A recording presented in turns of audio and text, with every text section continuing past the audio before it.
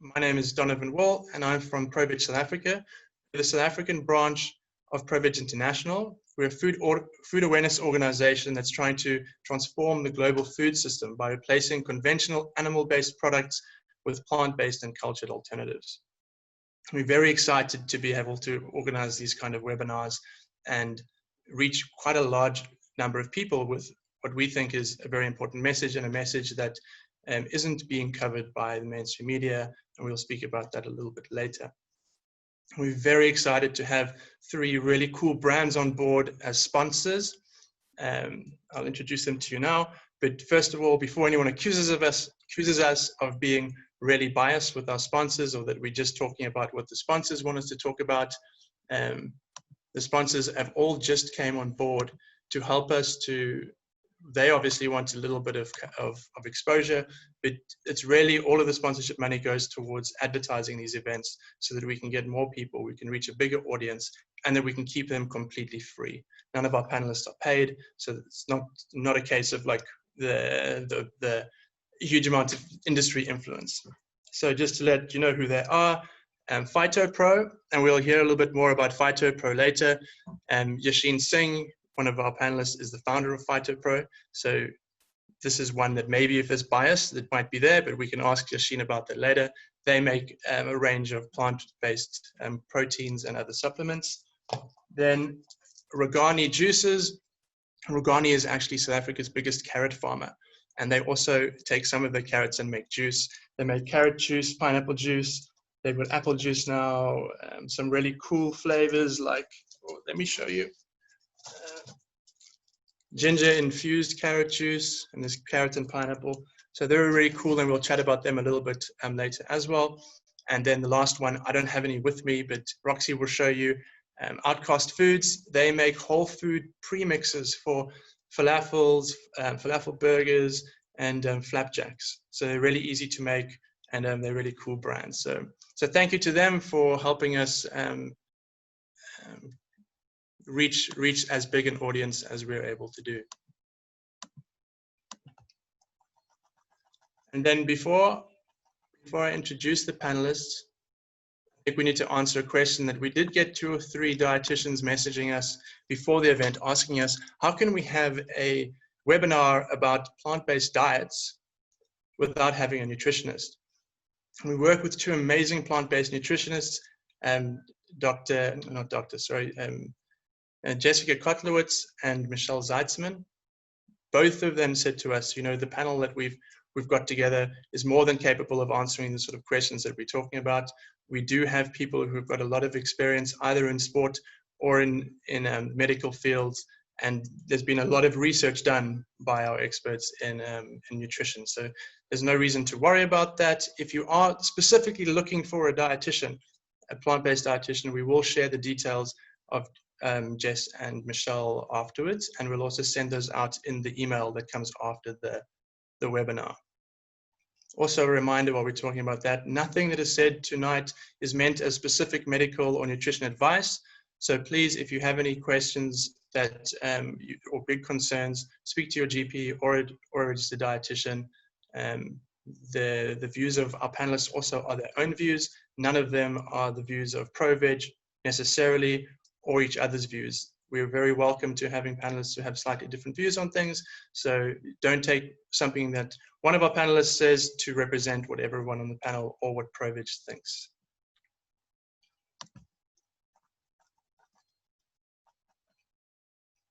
I want to see how many people we've got on board. So that looks amazing. We're very excited to let everyone know we currently have 248 people listening in. So I think for a topic like this, that's really, really exciting. So thank you to everyone who has tuned in. Thank you to everyone who shared this event. There were a lot of people who shared this event with friends and family and on their social media. So thank you for that. And I think we can get started. So it's my pleasure to introduce some amazing people who I've been working with for a while, and it's really exciting to be able to have them speaking to such a large group of people. So we'll start with Dr. Yashin Singh. He's a plant-based physician based in Cape Town. He has extensive experience in private health systems and in functional medicine. He has extra training in public health health systems engineering. He's the founder of PhytoPro, plant-based clean nutrition, a range of plant-based shakes and supplements. Then we have, sorry, it's a bit confusing because they're not in the right order on my screen, but then we have Dr. Roxy Becker. Roxy is a doctor, busy doing her internship at Chris Hani Aragwanath Academic Hospital in Soweto. During her medical school, she spent a whole month at the Dr. Barnard Medical Center in Washington, D.C., studying plant-based nutrition under Dr. Neil Bernard and James Loomis. She's also a certified CrossFit coach. Simon Duval has a master's degree in sports science, and he is currently working on his PhD. He's a lecturer in sports science, and his teaching and research involves training load monitoring of runners and trail runners, as well as applied strength and conditioning. He is also an amateur runner who competes in some really cool trail running and road running events. So he's a very fast runner, basically. He's also a certified strength and conditioning specialist. He has a certification in certified strength and conditioning specialist qualification from the NSCA. And then lastly, Rain Hoskins is an ETA certified fitness instructor, certified kettlebell instructor. He's been a personal and group trainer and coach for nearly 10 years. He's also been involved in competitive sports such as triathlon, mountain biking, trail running, CrossFit, and kettlebell lifting for over 8 years. And he's been plant-based for nearly 5 and vegetarian before that. And he's also the owner of the Iron Movement Gym in Durban. Before we get started, just a very last thing, the structure of tonight. We're going to have each panelist speak for about 8 minutes with an introduction to an aspect of the topic we're talking about. Then a panel discussion where we're going to discuss some of the topics and everyone's going to have their say, and then a Q&A. So again, if you are keen to ask some questions, please remember there is a chat box at the bottom where we can chat, and there's also a Q&A section. Please put any questions in the Q&A section.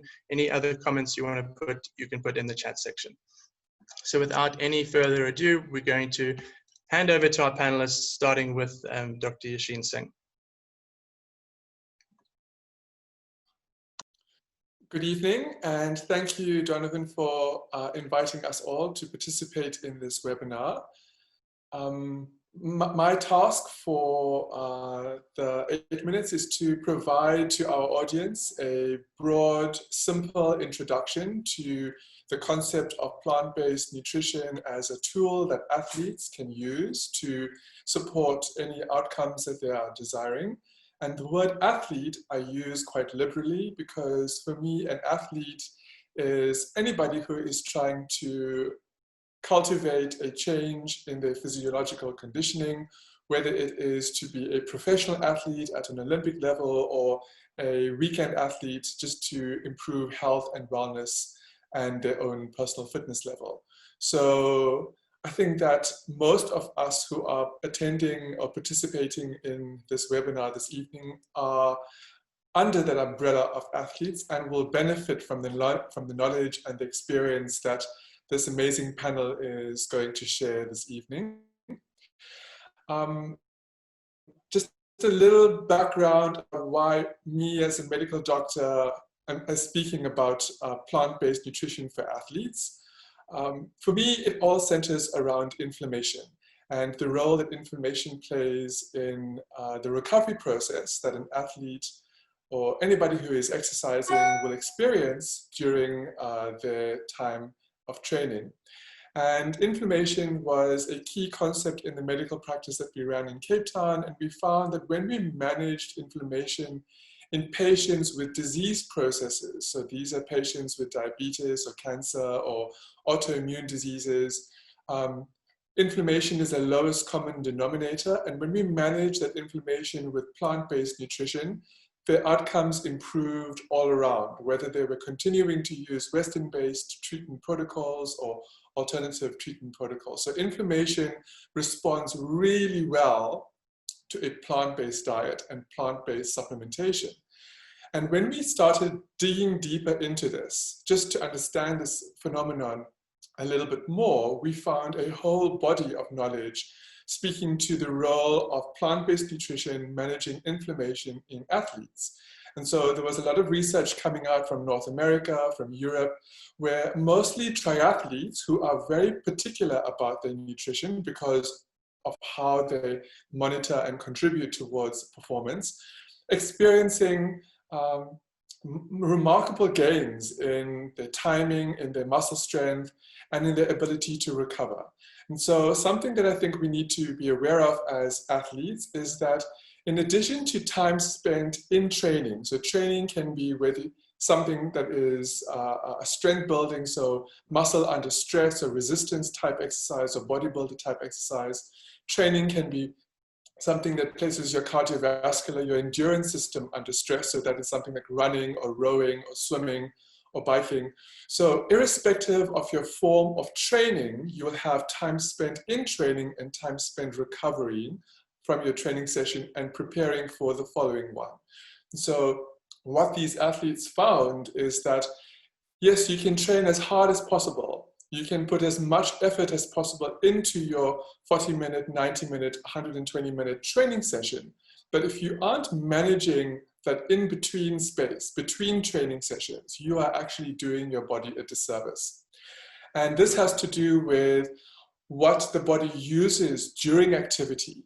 So the energy, the antioxidants, the vitamins and minerals and nutrients that are used to fuel and repair and rebuild the system that is under stress, physical stress, and that get used up during a physical session. So if you aren't topping up your stores and replenishing these stores, then when you start your next training session, you are going to start at on the hind foot. You're going to start with a lower than desired level of preparation. And so inflammation is something that is created through the stress of physical activity.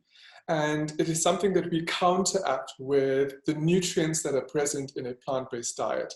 And the other panelists will go into a lot more detail about how these nutrients will speak to endurance athletes, about how these nutrients will speak to strength athletes, and about the particular nutrients that we are discussing. Antioxidants, expand a little bit more about that.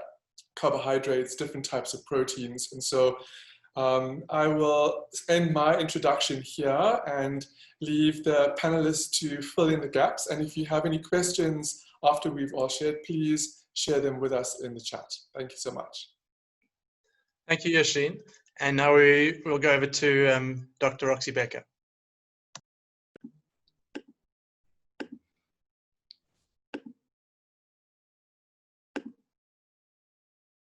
Cool. I hope you can all see the PowerPoint. I was brought up on a diet of PowerPoints in medical school, so it felt natural to do one for this. So plant-based diets are becoming more and more popular for athletes, particularly after the game changers came out. And athletes from all different sports are adopting a completely whole food plant-based diet. So we have ultra runners like Rich Roll, Fiona Oakes, Scott Jurek. We have IFBB pro bodybuilders like Torrey Washington, Nimai Delgado, and Natalie Matthews. Strongmen like Patrick Baboumian, CrossFitters even like Jeremy Reinders, tennis players like Venus Williams, and Formula One drivers like Lewis Hamilton. And these guys are all saying that their performance and recovery is improved after adopting a plant-based diet. So I wanted to focus on the benefits of a plant-based diet for athletes, both health benefits and performance benefits, but particularly focusing on the mechanisms behind this. So I wouldn't be a doctor if I didn't talk about heart disease first. And heart disease is not only one of the top 10 killers in South Africa, but it's also the biggest killer of athletes, and in particular endurance athletes. And plant-based diets are associated with a lower risk of heart disease and can even reverse it. So in this first picture, you can see the sort of greenish gray area at the top. There's an area of the heart muscle that is not getting enough blood flow. And after only 3 weeks on a plant-based diet, you can see that it's gone from the sort of green-gray color to red and yellow, and that just shows that the heart is getting better blood flow. And the second picture shows this diseased artery that almost completely opens up after 3 years on a whole food plant-based diet. And I mean, even if you have subclinical heart disease, meaning your arteries are narrowed, but you're not having any symptoms, this is still impairing blood flow to your heart. And when you exercise, your heart needs to beat faster and harder to pump blood around the body. So even subclinical disease may impair performance. So then plant-based diets facilitate glycogen storage. So your glucose is stored in the muscles and in the liver as glycogen. And then when you exercise, it is broken back down into glucose to be used as the primary source of fuel for exercise. And not getting enough carbohydrates in your diet means that this glycogen storage is going to be rapidly depleted when you exercise. And this can often leave you feeling very fatigued, sort of mid to post-workout. And plant-based diets are by default high in carbs and help to facilitate the glycogen storage. And then, so this is one of the iconic scenes from the Game Changers that showed that even just a single meal that was full of saturated fat could visibly increase the amount of fat in the blood. And blood viscosity is kind of like the thickness of blood or the resistance to flow. And plant-based diets decrease the thickness of the blood by eliminating the saturated fat. And when you exercise, your muscles need more oxygen and more glucose, right? And so if you can kind of use your imagination, what is going to be more efficient at delivering these nutrients to the muscles? Is it going to be a thinner blood that's more like water, smooth flowing? Or is it going to be thicker blood that's full of saturated fat and kind of sludges along? And then plant-based diets also improve arterial flexibility. So like I said, when you exercise, your muscles need more oxygen and glucose, and to deliver these nutrients, you need more blood flow, right? So to accommodate this increased demand of blood, your arteries need to be able to dilate to, you know, help this blood flow to the muscles more easily. And if they aren't able to dilate, then you're trying to force the same amount of blood through a much narrower tube. So either what's going to happen is not as much blood and nutrients will get to your muscles, or you're going to get the same amount of blood, but it's going to be at a much higher pressure, right? And this is going to damage your arteries over time.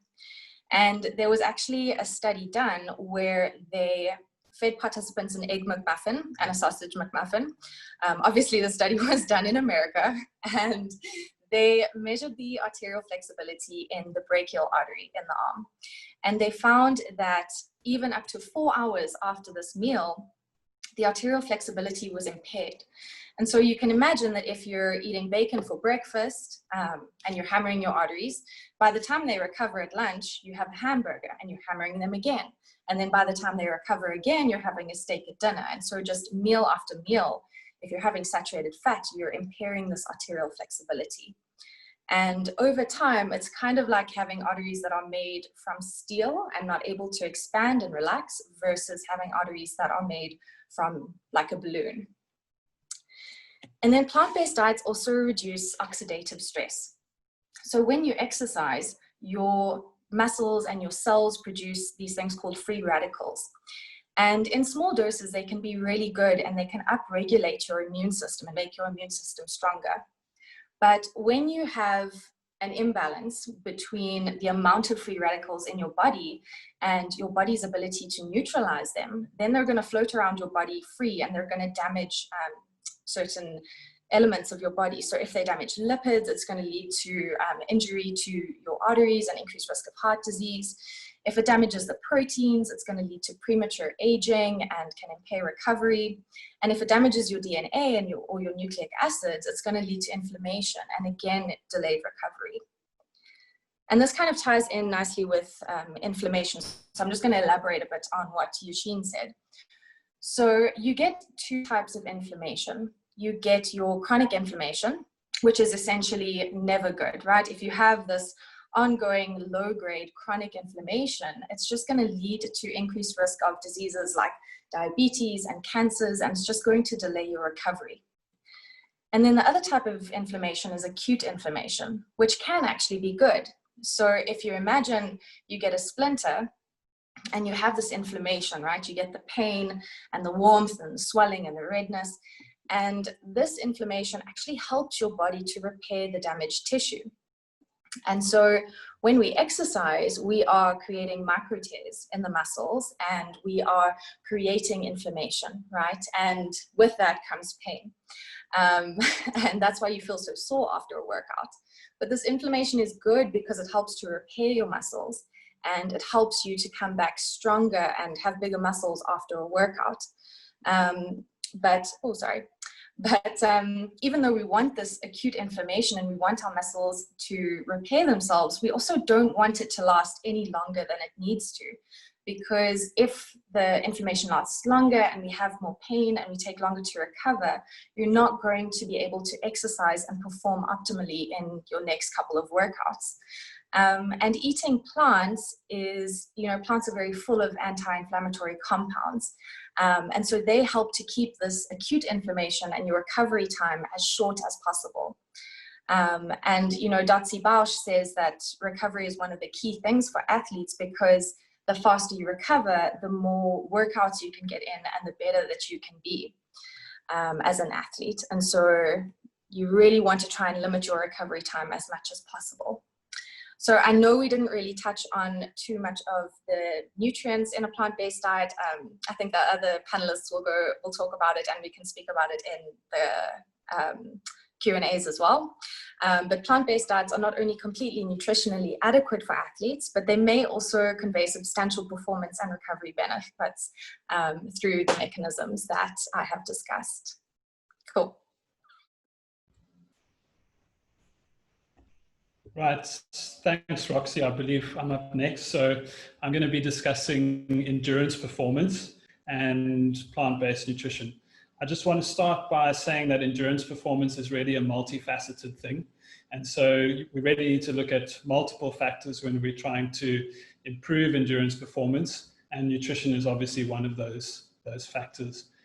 I also want to say that as you get higher in your training status and your performance level starts to increase, that all of these moving parts that I'm going to talk about become more important and we need to control for them.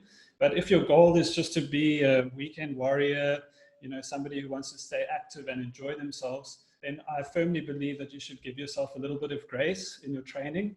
And that's something we can discuss a little bit later on as well. So in the scientific research on endurance performance, there's three main factors that are typically associated with endurance performance. The first one is VO2 max, or maximal aerobic capacity. Then we get lactate threshold, and then we get economy, or exercise economy. I'm not going to discuss the physiology of that now, but I'm going to use a car to try and explain them. So VO2 max is essentially the size of your engine.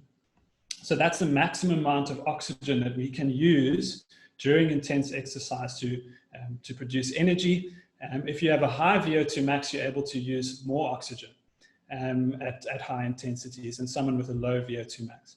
Then lactate threshold is kind of like the red line on your gauge. So this is where lactate starts to accumulate in your system.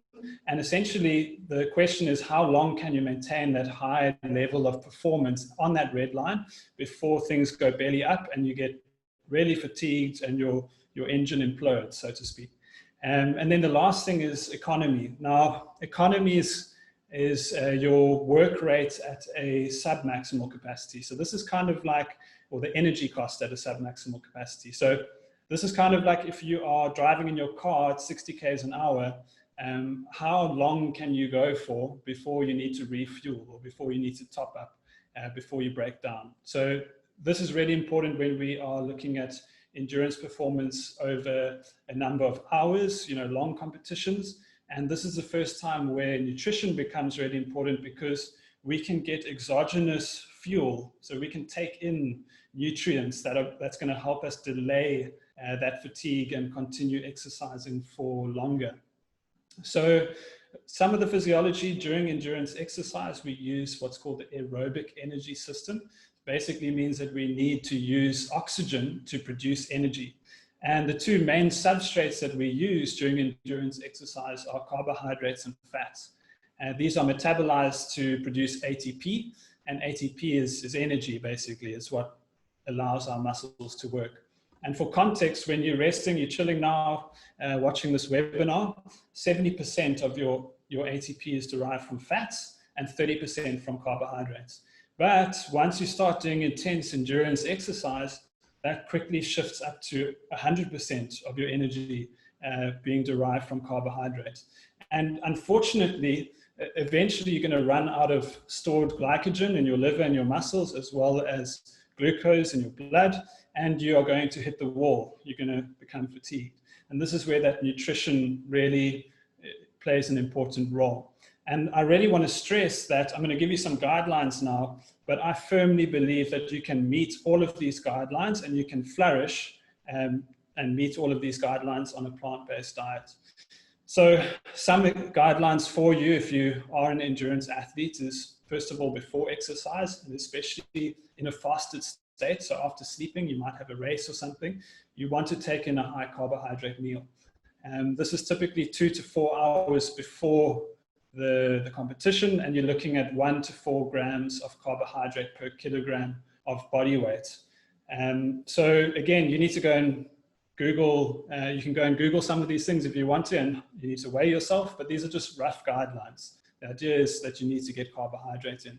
You also need to get in fluids because you're in the fasted state, so 3 to 5 mils per kilogram of body weight, 2 to 4 hours before competition, and that's going to boost your hydration status. You can also even take in a moderate amount of protein. That's going to make you feel a bit more satisfied for longer. And then you go to your race or your event. And during your race, you want to try and hit certain targets as well. So the first thing is sodium and potassium targets. So we'd encourage somebody to take in between 500 and 700 milligrams and 80 to 200 milligrams of sodium and potassium respectively per liter, which you sip on to thirst or sip on regularly, as well as a carbohydrate concentration of 5 to 10%. So this is really just going to help you maintain exercise for longer. You also should be looking to hit a goal of 1 to 1.8 grams per kilogram of body weight per minute of carbohydrate in general. And we try and advocate for multiple types of carbohydrate, not isocaloric, so not just glucose, for example. And if you take in those carbohydrates and those electrolytes, then you should prolong exercise because your glycogen stores are retained. Then after exercise, we also want to take in, you guessed it, carbohydrates as well as protein, which is going to help you, it's going to help stimulate adaptation to exercise and also improve recovery, which Yashin talked about. So, you know, anywhere between 10 and 30 grams of protein, which you can get in a Fighter Pro shake, for example, and 1.5 grams of carbohydrate per kilograms body weight within 30 minutes so that you can enhance your recovery and your adaptation. So I know that this is now, I'm giving you numbers, and numbers are just that, they're just numbers. But what I'm trying to get across to you is that you can achieve all of those things on a plant-based diet. There's no reason why you can't. And the numbers you can go and Google, or you can go to a dietitian or doctor and ask them about the numbers. Other than that, there's a lot of other factors to think about when you're an endurance athlete. And 3 that I want to highlight are volume, frequency, and intensity of exercise. So we have to do some exercise at high intensity as endurance athletes. So that's at lactate threshold or above, which I talked about earlier, which stimulates important central and peripheral adaptations. But we can't spend too much time doing that either, because then we're going to be chronically fatigued, which Roxy just spoke about. You're going to get into this chronic fatigue or inflammation state. And the problem with that is when you start to get chronically fatigued is that you might have had a plan to exercise at 100% of VO2 max, do a set or an interval at 100% of VO2 max tomorrow, but you're chronically fatigued. So you're actually only able to exercise at 80 or 90%. It might feel like 100%, but it's not. And so you're not actually getting that maximal adaptation that you want from that set. And it's definitely true that a lot of amateur athletes, they do their hard runs too easy and their easy runs too hard. And so they end up in this chronic kind of state of fatigue and they're not able to exercise at the right intensities. So I typically would say aim for a pyramid model. So 70% of your exercise should be done at low intensities, conversational pace, 20% in the middle at around lactate threshold or race pace, and then 10% right at the top at these kind of super maximal speeds at high intensity. And then just to end off, obviously there's a lot of other factors as well. Recovery, which goes hand in hand with frequency. We have to prioritize recovery. Things like cross-training and active recovery, making sure that our body is constantly ready for the next session. Training at altitude for elite athletes, really good idea. Incorporating some sort of resistance training into your program as well, which helps you stay injury-free and improves your economy as well. So there's a lot of moving parts, but I really think nutrition is just one of those things that we absolutely have to get right. And so I'll end by saying once again that there's no reason, and we can discuss some of the literature later if you want, why you can't get optimal diet and all of your macro and micronutrients on a plant-based diet so that you can at least know that you're doing your nutrition side of things correctly. Great, thank you. Thank you, Simon. And the Q&A block just went a little bit crazy there. So there's lots of questions that you're going to have to answer later with some of the very technical stuff you were talking about. But just to get our last panelist to have word as well, over to Rain Hoskins. Hi, guys, and thank you. I'm going to be coming into this panel with a little bit less of the technical information and a little bit more experiential over my experience through training in gyms, coaching in gyms. I originally started probably in your commercial style gyms, just training myself in sort of your basic bodybuilding style training. I became a personal trainer, also in a commercial style gym, and progressively moved to a functional training facility where we focus on natural movement, kettlebell lifting, CrossFit style training, and that kind of stuff. I've dabbled in lots of competitive sports over the years as well, and obviously over that period transitioned myself and to a plant-based diet, and my experience with transitioning members to a plant-based diet as well over that time, and my experience training them and my experience training themselves. And over these multiple disciplines that I've taken part in and coached people through, I've come across many different body types, people of all different shapes and sizes, and people who eat obviously predominantly omnivorous diets, and then people who have variations of that, and people who have been eating plant-based diets. In my experience with training members in our gym, we have had over the years many members who've transitioned to plant-based diets while I've been coaching them and through their training. And funnily enough, some of our strongest members in our gym happen to be plant-based. And they've been able to improve their performance, improve their strength, improve muscle mass, and lose weight over their training while transitioning to plant-based diets with little to no negative ramifications of doing so. So in my experience with training myself and the transition I've made and the athletes and members that I've trained over the years, your performance while transitioning, or once you've transitioned to a plant-based diet, can be and will be at least as good as when you were consuming your omnivorous diet, with thankfully none of the bad effects that you would have associated with the consumption of animal products that might lead to risk factors down the road. The wonderful thing about consuming a plant-based diet is it's going to help you perform and become the best version of yourself as an athlete. You know, a lot of people get caught up and say that, you know, but you're not the best athlete because you eat plant-based diet. Well, if you're not the best athlete, just because you eat a plant-based diet, that's not a problem. Are you a better athlete than you used to be? In a lot of cases, in my experience with members we've trained, that yes, they have surpassed their previous performance successfully through eating plant-based diets. And obviously, that's linked greatly to that reduction of inflammation and being able to train sooner, being able to train more consistently because of that reduction of inflammation. You'll often find that obviously the quality of nutrition is going to play a huge role in getting a good response from your plant-based diet, should you choose to try it out. Quality of nutrition for any athletes is a super important factor. And if you, as an omnivorous athlete or an athlete eating a plant-based diet, if you have a poorly planned diet, you're going to probably perform poorly over the course of your training. Well-planned diet for a plant-based athlete, and especially for most people trying it out in the beginning because it's something new to them and they haven't experienced, is super important to be able to get in those necessary nutrients and transition in an effective way. And in my experience, you often might have a transitional period where your body's learning how to adapt to eating different foods and your stomach's getting used to it.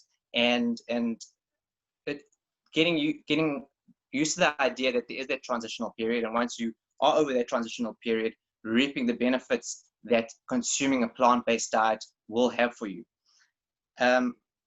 Gaining muscle specifically and strength training with regards to eating a plant-based diet is probably one of the most contentious subjects, because eating an omnivorous diet and obviously consuming meat for so long and so much is still linked with gaining muscle.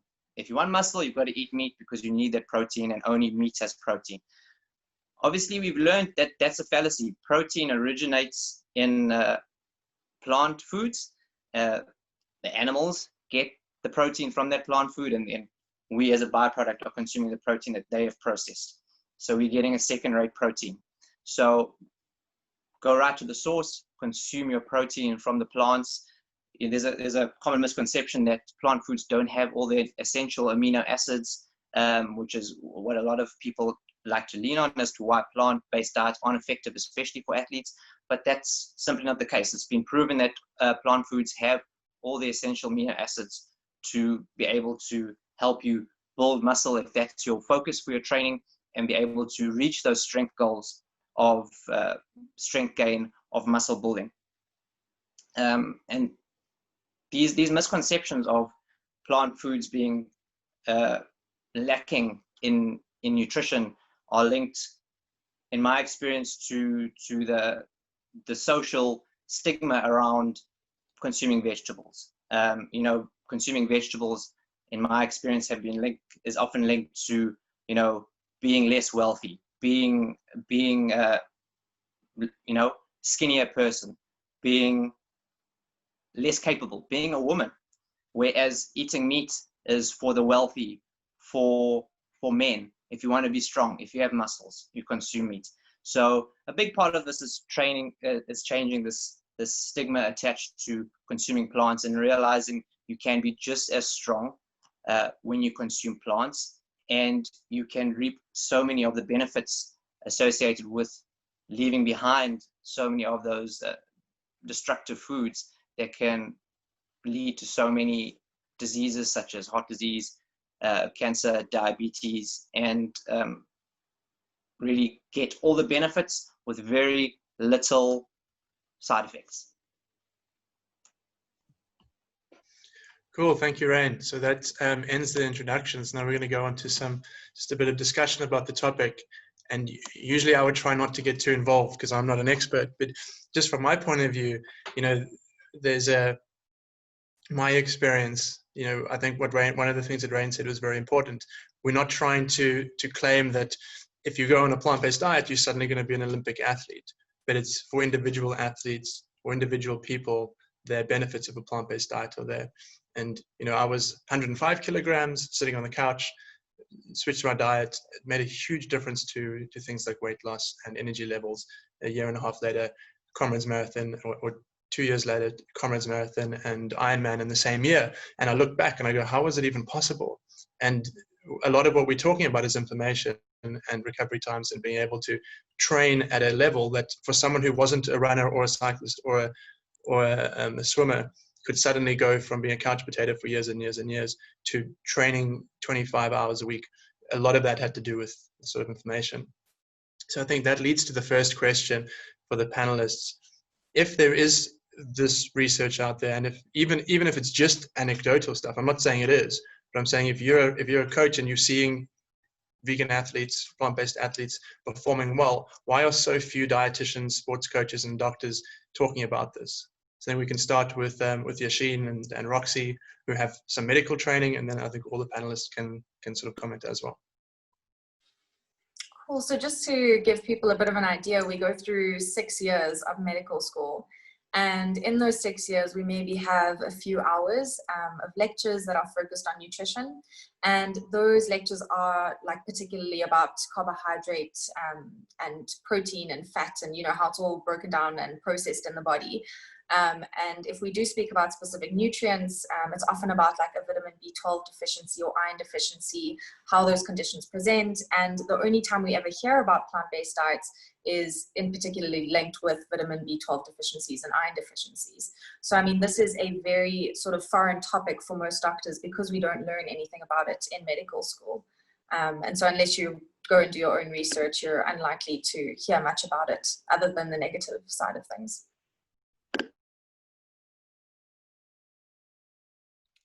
I would like to just add that two points. Firstly, dietitians, nutritionists, coaches are also human beings and are also susceptible to the cultures within which we all are brought up in. And particularly in South Africa, we have a long history in multiple cultures of consuming a high amount of animal protein and animal products. So there is this inherent bias, this reluctance, or almost this fear of letting go of an animal-based source of nutrition, particularly if you are in a health compromised state, or if you're trying to improve or change or build on your body's baseline physiology. So if you're trying to build muscle or increase endurance, there's this belief system that, oh, I need some sort of animal content in my nutrition plan because of the culture that we have been brought up in. So that cultural bias is present in researchers, is present in nutritionists and dietitians as well, because they are human beings. And the second point I want to add is that the majority of research published from what I've read and what I've researched it's all about the question: how is the researcher phrasing or framing his or her question, which then gives rise to what are the results that they are seeing. And most research is framing the question by asking, do plant-based diets compromise or harm or cause a negative impact on the physiology of an athlete? So the best result that they can find is no, there is no degree of compromisation, there is no degree of stepping back or harming yourself or taking the back foot when you are engaging with a plant-based diet. Very few researchers ask the question of do plant-based diets enhance or add benefit? So it's all about how is the question framed, which then determines how the results will be interpreted. And so I think that as this trend becomes more popular and as we see more people speaking about plant-based nutrition and we see more athletes particularly, I mean, I see a new athlete announcing, especially from the United States, announcing every week that they're going plant-based because of the impact of plant-based nutrition on current performance and the longevity of their career. Because you don't want to, hit gold in one race and then completely break down your body. You want to have a career as an athlete or a lifetime of activity-based exercise sessions, and you want that sustainability. And so plant-based nutrition speaks to both of those outcomes. And so those are the 2 points I think that contribute to Roxy's answer about why we have this bias against plant-based nutrition in the professional scene. If I can add to that, I think, it's it's not as much of a debate as people might think it is. There's a lot of research being done at the moment on plant-based diets, on inverted commas vegetarian diets, which they normally throw vegans and vegetarians in together. So there's a ton of research being done on diet at the moment, and just to confirm what Yashin has said there, there's not a lot of evidence against a plant-based diet. You know, most researchers have found that it's at least as good, as safe for you as an omnivorous diet, if not better. You know, that's the kind of the gist of what's being published at the moment. The difficulty is in doing diet-related studies, because there's so many things that contribute towards, if it's non-communicable disease, if it's performance, whatever the case is, there's a lot of moving parts, and controlling for diet and kind of saying, okay, the only reason that this person's at higher risk or this person performed better is because of their diet is an extremely difficult thing to do. And it's also got to do with the type of study design that we use, because it's difficult to put somebody on a chronic long-term diet and have an experimental group and a control group and monitor them over many years. It's also unethical to do that, you know, to like newborn kids or whatever, and say, let's raise some of them like this and some of them like that. So there's a lot of difficulties in this type of research, but, and if you're happy, Don and ProVeg, I'm happy to just put in some titles to some research articles in the chat. People can go and look at them, but I don't think it's as much of a debate as what people think it is. Certainly, there's a lot of research currently, as in 2020, 2019, people who are looking into veganism, vegetarianism, and the effects thereof on inflammation, on health, on performance. And from what I can tell, my kind of study of the literature is that, you know, things are certainly looking good if you are trying to make a switch over to the plant-based side of life. Well, thank you, Simon. I just want to add there, we're going to send out an email after the webinar, and we will put links to as many of the studies or sort of the research that we've mentioned. So yeah, we will provide that after the webinar.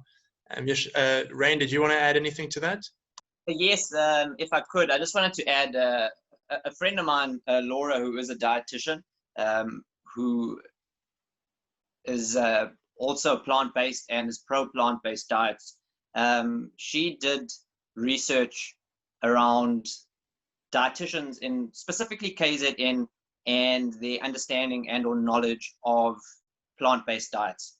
And through her research of basically sending them all out a questionnaire and the answers through the questionnaire of the understanding of plant-based diets, what kind of expertise they have with plant-based diets, she found that similarly to doctors, and how doctors obviously have a low amount of training in actual nutrition and then have a bias against plant-based diets, so too is the case, unfortunately, with dietitians. The amount spent on an actual vegetarian and or vegan side of or plant-based side of eating for dietitians is minimal, and it's also not a huge focus of the course. So there's a huge bias even in what's taught to dietitians towards being pro-omnivorous diets for the general public. Yeah, and just from what I've seen, also it's I used to work for Fry's, and so you know the meat replacement company, and so people would often send us questions about nutrition, and we'd have to. I care about my nutrition, so I would really want to have an honest answer. And often the answer that you find in the research is not the same answer as the answer you find in the textbook, because the textbook takes longer to write, and sometimes there's bias in who it's funded by. And some of the research that I was sent, it was like someone said to me, you keep telling me that soy or tofu or whatever is better than steak, but look at the study that shows that soy causes just as much inflammation and just as much cholesterol. But when you read the study, the question, the abstract is, which is worse, soy or tofu? And they're specifically looking at cholesterol.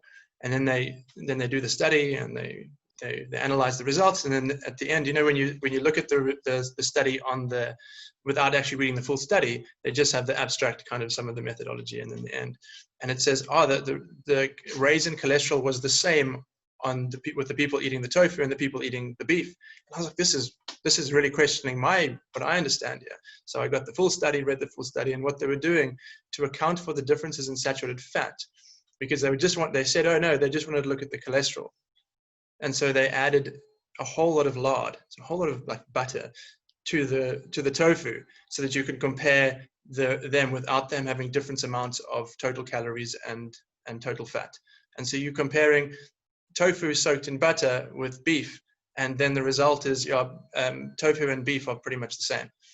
But obviously, most of the people on plant-based diets aren't soaking their tofu in beef, and in butter. And it's the same with one of the amazing studies on vegan cheese.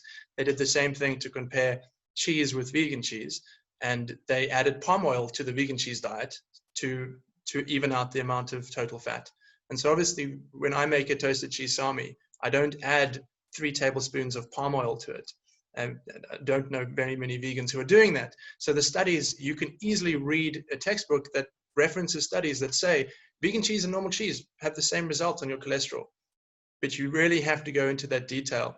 And that is not where the time is spent. Yashin, you wanted to add something? I wanted to, hearing your anecdote just reminds me of a point that I'm getting a lot of questions from the public at the moment, is how do we trust research? Do we always need to base a decision on research? And I think that we can see, especially around COVID, and how research is being used as a tool to put across some quite questionable, excuse the geese, sorry, to put across some quite questionable recommendations. I think the audience should do exactly as you did. Don't take anybody quoting or spewing "science says" or "researchers say" or "this paper says" as the truth. Ask a little further, dig a little deeper. Google Scholar makes all published research available to everybody. So it's a really amazing tool that people can use to empower themselves in making a decision about whether this research is to be relied on or whether this is something to be thrown aside.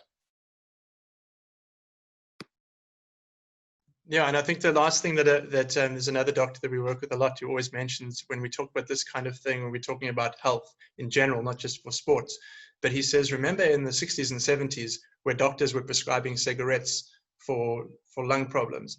And when he asks the question in all of his talks, he says, in what year did the first medical journal say that we think that smoking might cause tumors in the lungs? And everyone goes, well, maybe it's obviously a few years before that, or maybe 10 years before that, or maybe 20 years before that, or 30 years before that. And the very first surgeons who were saying, we're starting to do autopsies, which was, even when this happened, it was very new. It was early 1900s.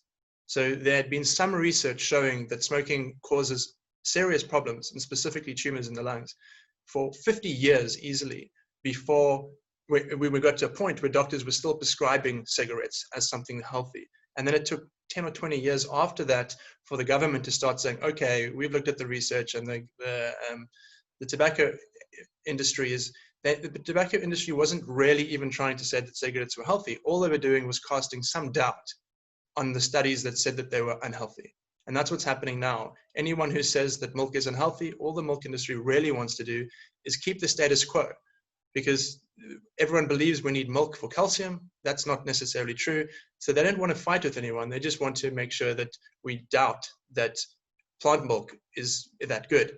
We don't need, it's very easy to convince someone that what they believe already is true than it is to convince someone that what they believe might not be true. So I think that's very, very important. I think the point of doing some of the research yourself, if people are giving you, especially when it's very conflicting information. And so the next thing I think we want to talk about, a lot of what we spoke about here with answering this question, touched on that idea that we're used to eating meat. We've been eating meat for a long time. And so sort of culture is obviously a big thing. I just wanted to ask, especially Rain and Simon in their coaching careers, like, what has your experience been when you've suggested to people, when you've spoken to people, or just the conversation around plant-based diets? Are people still very, like, scared of them. Rain, you mentioned there was some association with gender. Is that still the case? And I just also wonder, is it different in sort of the running endurance side and in strength training? We can start with Simon. Thanks, Don. Yeah, two parts to that. I think the world of endurance athletes and endurance training has some wonderful advocates for plant-based eating, and I think that in general, people are more open to plant-based diets in the endurance kind of environment than they are in the strength environment, and a lot of that's got to do with how much protein do you need. You know, if you're a weightlifter, Olympic weightlifter, you're looking at 1.5 to 2 grams of protein per kilogram of body weight per day, whereas with an endurance athlete, maybe you're looking at 1 to 1.6, so it's a little bit less, and people have, as we've alluded to here, this misconception that you can only get protein from meat. So, and that's the kind of building block to muscle synthesis and getting big and lean and that type of thing. So I think a lot of the good press for plant-based has been in terms of inflammation and inflammatory response, and there's been a lot of good examples of endurance athletes who've gone over to the plant-based side, and they're now kind of converted and they're performing well. So in the endurance side, I think there's less resistance to it. In my experience in the scientific or academic community, there's still a big resistance to plant-based nutrition, obviously in the sports science side of things.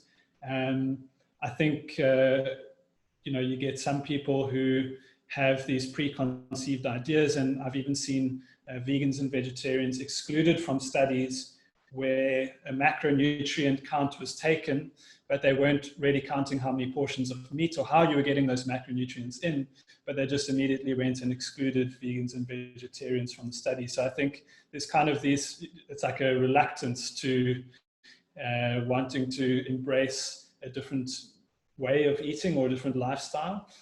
But I think we slowly but surely turning the tide in that regard as well. As I said, there is a lot of research coming out now on plant-based diets. So yeah, it's a tough one. I think in the academic community, you know, with the popularity of banting and keto and that type of thing, it's kind of, people will tend towards that because they're more used to that. They see that as more normal.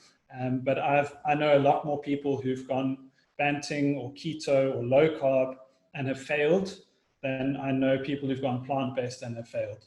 It's very difficult to maintain a keto or a banting diet for a lot of people. They just struggle with that. And when you're going over to plant-based, I don't know that many people who try it and go back. With regards to you know, the societal feelings towards eating meat in a gym environment, especially with regards to a smaller functional training facility like iRun, or like if you maybe have experienced a CrossFit box or that kind of thing. You know, people join those kind of facilities for a sense of community, to make friends, to be able to hang out, and obviously a lot of that, you know, links back to other, you know, other than just being at the gym, other social interactions, like people want to go to each other's houses and have a braai and have some drinks, and you know, it's a big part of African culture in general. But especially when you're joining those small communities of people, and you want to keep hanging out and having a good time with them because you share the common bond at the gym, and you want to share more common bonds, you know, around a fire, which is a lovely experience. But then, you know, our understanding and of what a braai is, you know, it's a meat laden feast, and you've got all your different kinds of animals laid on that braai grill, and that's what a braai is. As a plant-based person, you can totally still braai plant foods and enjoy it just as much as you could meat-based products, but you know, that's not normal for people, and people obviously tend to like what they're used to. And because it's such a huge culture around braaiing in South Africa, it's a hard thing to get people to look at and examine. Is this necessary? And you know, especially people who choose to do more functional training exercises, and people in strength especially, you know, guys especially consider themselves, you know, quite hardcore. They consider themselves these like new age hunters of sorts, and they want to liken themselves to our ancestral hunter gatherers, and obviously the hunter side of things. And even if our ancestors did once upon a time hunt animals and consume them, that really shouldn't have any bearing on whether nowadays we should still need to be consuming animals, because we've got such an abundance of food available to us that we can easily meet our nutrition requirements much more easily maybe than our ancestors could have, who maybe needed to consume meat. Yeah, Roxy wanted to add something? Yeah, I mean, plant-based diets are just becoming more and more popular with athletes. And I think for those of you who are on a plant-based diet and want to break these stereotypes, the best thing that you can do is to just, you know, continue being active and just continue thriving on the diet, and just showing people, you know, how healthy you can be and how your performance improves and everything. Because you know, you can cite as many research articles as you want, but if people see people they know thriving on this diet, that's what's really going to encourage them to consider making a change to their diet. Well, then, Yashin, you want to add anything? I wanted to just reiterate the point that in terms of long-term impact of nutrition on health status, nothing beats a plant-based diet in terms of reducing your risk for disease and morbidity. And I think athletes need to take cognizance of that, especially because when you are in training, you are almost running on your treadmill a bit faster than the person who is not an athlete and who is not training to the same degree that you are. So you need to be especially aware of how to add sustainability to both your performance in the athletic arena, but also sustainability to your health status as a human being outside of your athletic community. Because at the end of the day, you will get to a point in your life where you are no longer able to compete at the peaks that you were competing at as a 20-year-old or a 30-year-old or a 40-year-old. But you will still have a good 10 years or 20 years or 40 years ahead of you of living this life. And so it's important for people to keep in mind, how do I want to come out the other end of my intense training program? Do I want to come out with a body that is resilient and a body that can last me another 50 years? Or do I want to take the risk and come out of this intense training period broken, and with my adrenals fatigued, with my muscle systems all in haywire, with my cortisol system in. So there's that sustainability that every athlete has got to consider, both in terms of sustaining their career and in terms of what happens after. And I think plant-based nutrition is one of the key ways to ensure you tick both of those boxes, both now and in the future. Okay, I think that's great. And I think maybe let's talk some more specifics now. I know a lot of people are probably sitting at home wondering, okay, if we are going to start eating more plant-based, what would that look like? How do we make sure we're getting enough nutrients? Which foods do we actually eat? So I think, I know Roxy prepared something about what she eats. And then if everyone can just also talk about what is the kind of foods that you're eating just in general, not too much detail. And also, is there anything specific that you're eating for like pre-workout or post-workout? We can start with Roxy. Cool, I'm just going to share my screen again. Cool, so I don't normally track my calories, but I did just do like a full day of eating on Chronometer. I know there's MyFitnessPal as well. I'm not sure which is the most like credible way of doing it, but I just thought I'd do it for fun. So a basic breakfast for me would be either a smoothie, or in this case, a bowl of oats with a scoop of pea protein powder, some banana, some chia seeds, and then a snack would be a kiwi and some raw almonds. Lunch would be a black bean burrito with some avocado, some brown rice, some red peppers. And then dinner would be a tofu stir fry with mixed veg and rice. So I just wanted to show you all the macros and micros here. So I mean, this would probably be almost 2,000 calories, which is kind of my maintenance. from what I've tracked before. And as you can see, I'm getting 110 grams of protein, which is almost 2 grams per kilogram for me, which is probably too much for me. I'm getting a lot of carbs and I'm keeping my fat nice and low. Yes. Would you mind unsharing and sharing your screen again, because we're not seeing the share screen, your slides? Oh, no. Sure. Can you see it now? Yes, you can see it. Cool. Okay, so this was the food that I was talking about. As you can see, it looks quite delicious. So, like I said, around 2,000 calories for me, getting 110 grams of protein, which is probably more than I need for my activity levels, keeping my carbohydrates nice and high and fats nice and low, getting more than enough fiber. So women should aim for 25 grams minimum and men 30 grams minimum per day.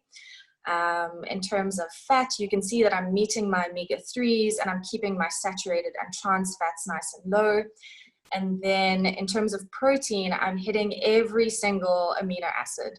And I know that people often bring up lysine and leucine because they are potent triggers of muscle protein synthesis, which is important, especially for like bodybuilders. And you can see that I'm getting almost 2.5 times what I need in that day, just from, you know, eating whole foods and 1 scoop of protein powder. And then in terms of micronutrients, getting all of my B vitamins, I also do take a B12 supplement every day. The only micronutrient or vitamin that's quite low is the vitamin D. And in summer, I would supplement that with just getting 15 to 20 minutes of sunlight every day, which is adequate. And in winter, if I'm inside most of the day and not exercising outside, then I would just take a vitamin D3 supplement as well.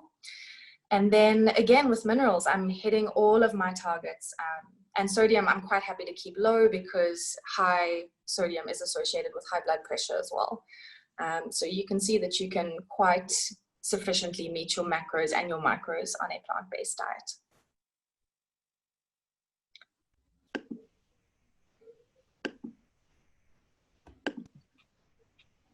Yashin, do you want to share what you eat sometimes? So I must admit that I am a little biased because I have access to the full range of PhytoPro products. So I do incorporate a lot of PhytoPro into my diet, and I wouldn't personally be able to sustain a plant-based diet myself if I didn't. I'm not somebody who likes cooking very much, and I can't eat beans and legumes every day, twice a day. So I rely a lot on supplementation to tick my protein box, and then I use whole food plant-based meals to cover my healthy fats and my healthy carbohydrates. You don't have to do it this way. If you're somebody who is very comfortable in the kitchen and is very creative in the kitchen, then there are a multitude of ways for you to hit all of your macro needs without relying on supplementation. One area that I do hold on to supplements a lot is around my training program. I've just started trail running again after many years off the mountain.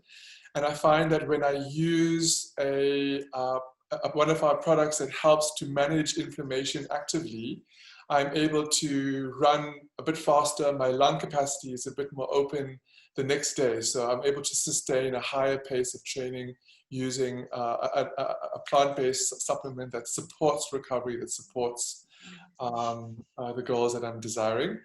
The one supplement I feel that everybody should be using is omega-3s.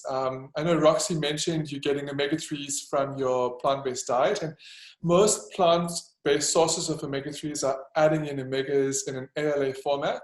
So your body's got to do a conversion from ALA to DHA and then from DHA to EPA. And so the DHA and the EPA are the two forms that the body uses. And some of us convert very quickly and efficiently, but a lot of us, particularly in a Western lifestyle, are converting at very slow and low rates. And so I feel like an omega-3 supplement is an important supplement to use as a daily, whether you are an athlete or not. But if you are an athlete, you are having a much higher rate of cell turnover. Remember, you're breaking down cells during your activity session, and you're building cells stronger, bigger, more capable in your recovery phase. So each cell wall is made up of new omega-3 fatty acids, more EPA, more DHA. So you want to always top up those stores and keep that as a positive trend going. So that's it from me.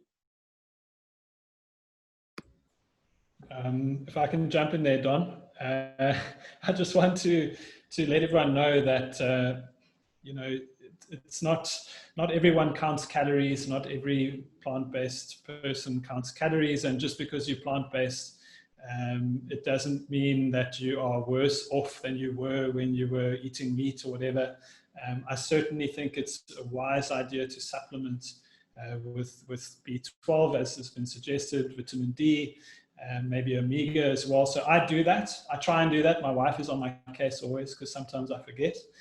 But I try and do that as often as possible. But I think the biggest shift that I had was kind of looking at some foods that I used to think were, you know, just not something that I would eat. It was like a salad or something. And now that has become a huge part of my diet. So I definitely advocate for whole plant-based foods. So I eat now a lot more grains than I used to.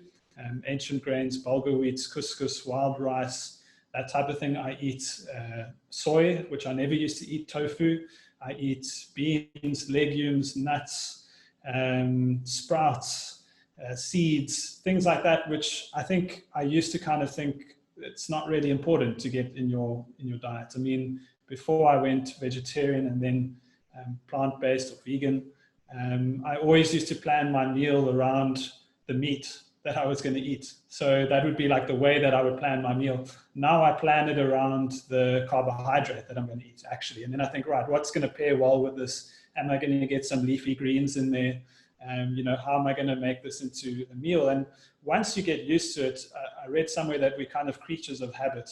Once you learn 8 to 12 meals that are well balanced, that meet all of your macro and micronutrient needs, you don't really need to go very far, because you probably just end up, you know, repeating those in a cyclical fashion.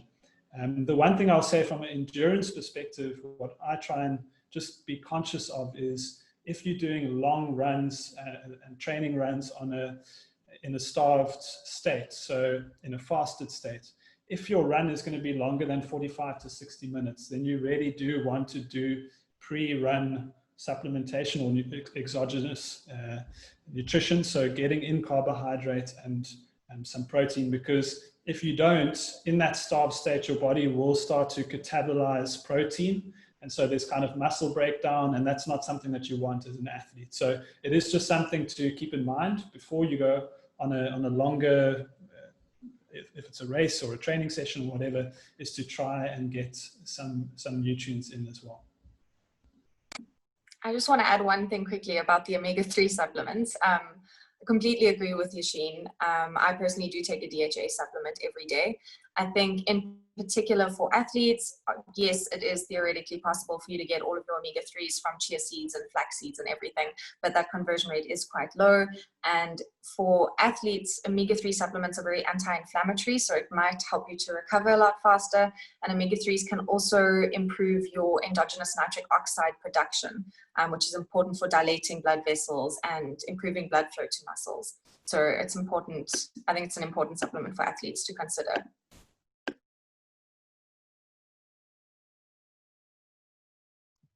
Cool, then Rain. Okay, I'll try to be quite concise. So I don't count calories or anything like that myself either. Probably the most consistent meal I have is breakfast, which consists of oats, pumpkin seeds, ground flax seeds, sunflower seeds, peanut butter, banana, turmeric, and moringa powder. Hot water. I sometimes add some soy milk to that, but that's really gets me started really well for the day. My lunches tend to consist of some kind of starch, a green, and some protein from legumes. So I'll have chickpeas or beans or lentils, and then some sweet potato, white potato, or rice, and then some broccoli or spinach or kale is probably one of my favorites. And suppers are a mixed bag, can be stews, curries, a falafel fundi wrap. I love a good falafel. And I like to replace condiments like mayonnaise, which obviously you can get vegan mayonnaises, but with things like tahini instead, which is a great condiment to add. That's a lot better for you. Ground sesame seeds. And obviously the only thing I try to stay away from supplementation other than taking B12 supplements. But even with that, I've seen some stuff come out recently that there is a plant-based source of B12 being something called duckweed, I think it is. So I don't know the availability of that. I haven't even tried it myself, but I'm keen to look into that myself as a B12 form of B12 that is natural. Thank you, everyone. And I think we'll touch on some questions about whole foods versus not whole foods as well now. But I just want to, listening to you, we need to remind the audience that the four of our four panelists are all take nutrition very seriously and take their health very seriously, and their athletics or their training. So they're eating very healthily. But you don't have to necessarily eat that healthily to have benefits. So if you are switching from very meat-heavy meals and you're switching, if you're going to go to Steers and have a burger, rather choose the veggie burger at Steers. And there's some great options. Steers, you wouldn't believe this if you're a meat eater, but Steers has 4 different kinds of veggie burgers. Spur has a whole page of vegan options. And so we're seeing more and more availability. So it's not just the super healthy food. It still helps if you're taking your very unhealthy junk food and eating the convenient options that are vegan too.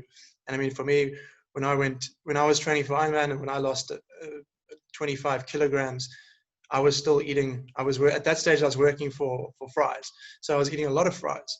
And it's high in protein, it's high in fiber. You know, it doesn't have preservatives in it. So you know, you can eat some of these products that aren't necessarily the healthiest possible product, but they're still healthier than the average diet. And so I think that'll lead us on to the next question, which is, you know, when we talk about whole food plant-based, what does that mean? What exactly is whole foods? And then also, are all processed foods bad? And then where does supplementation fall into that in terms of like, what's the difference? Maybe Yashin, what's the difference between like falafel, outcast falafels, falafel mix, which is a bag of powder, and one of your protein shakes, which is also a bag of powder? You know, one of them is a whole food option, one of them is not. So can maybe all the panelists just say a few words about the difference between whole foods and processed foods, and then also if you want to add something about supplementation. We can start with Yashin. Okay, very simply, whole foods refers to taking the vegetable literally from your garden or from your supermarket and manipulating it in some way in your kitchen using the equipment that you find in a standard kitchen to create a meal. And so you may mash it up, or you may bake it, or you may fry it, or you may cook it, but it is still one step removed from how it came out of the ground or how it came off the tree. When we move to so the falafel mix from Outcast Foods is an example of that, because all they're doing is they're taking your chickpeas, they're drying it up, they're powdering the whole chickpea, and that's what you're getting in your bag of falafel mix. Whereas when you move into something like a protein isolate, there is a process involved that requires some sort of lab-based manipulation to extract some nutrition or some ingredient or some vitamin or mineral out of that plant. And so those processes are sometimes healthy and they add to the health or the healing benefit of the end product. And some of those processes are quite harmful, so they add to the inflammation burden of that product. So for example, we use a pea protein isolate in PhytoPro that is extracted using water only.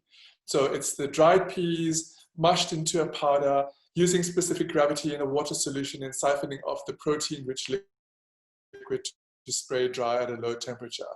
Whereas you have other producers that use acids and use alkaline salts to extract the protein isolate, and then you have a residue of those chemicals in the end product. So a protein isolate or a textured soy protein or a manipulated form of nutrient has a pro because it allows you to concentrate B12 or concentrate protein or concentrate nutrition, but you've got to look at the cost. How is that concentrating done? How is that isolation done? Is that process going to add to or hurt your health or sporting outcome?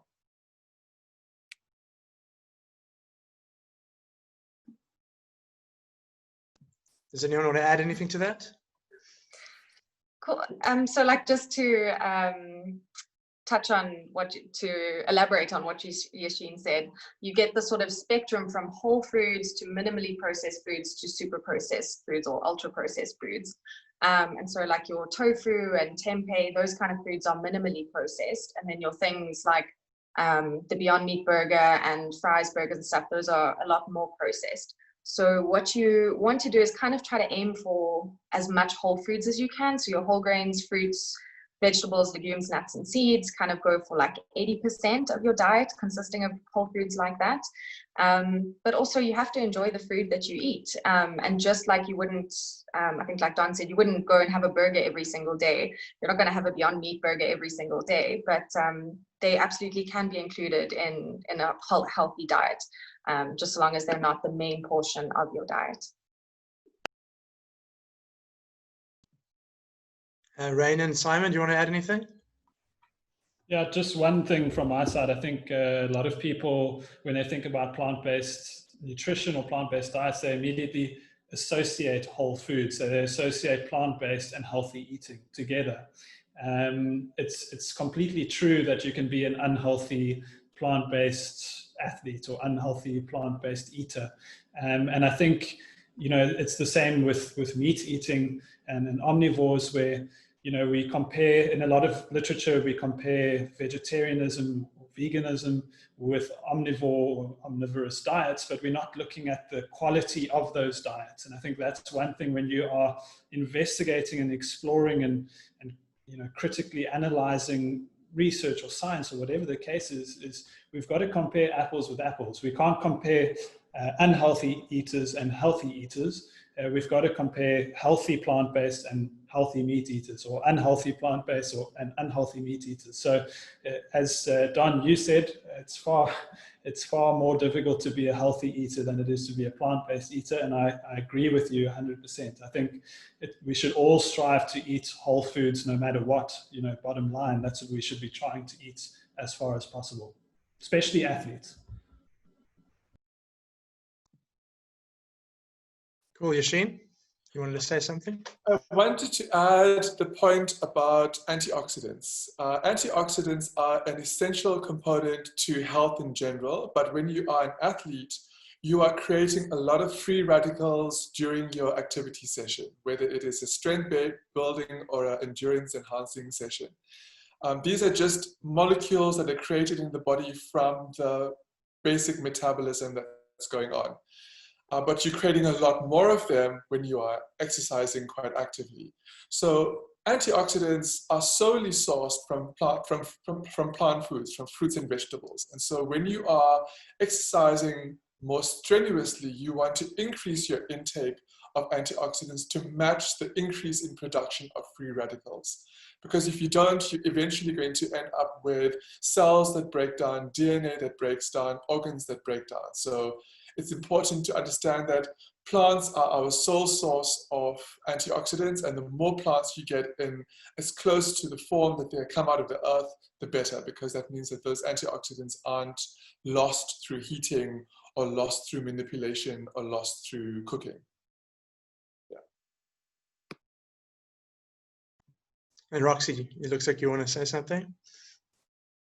Okay, so I think we're going a little bit over time on the panel discussion, and we're going to move across to some questions that we're getting from the audience.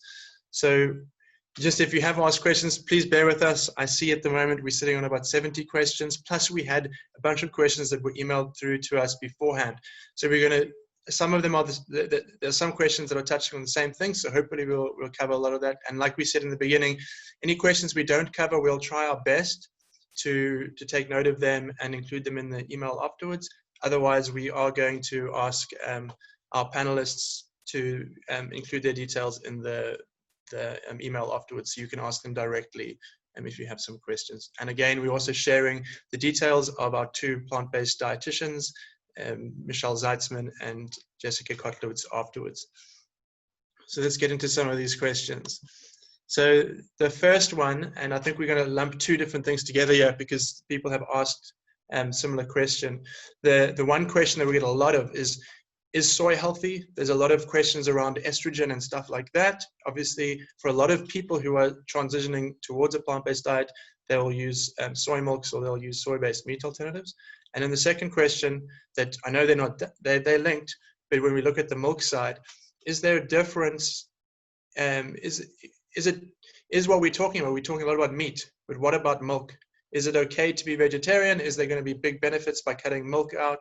And is it better to switch from cow's milk to a plant-based milk? Roxy, if you want to start with that one. Cool. So, I mean, everyone is scared of soy because they hear this term phytoestrogens, right? And they hear estrogen and they think that if they're a guy, they're suddenly going to get these massive breasts.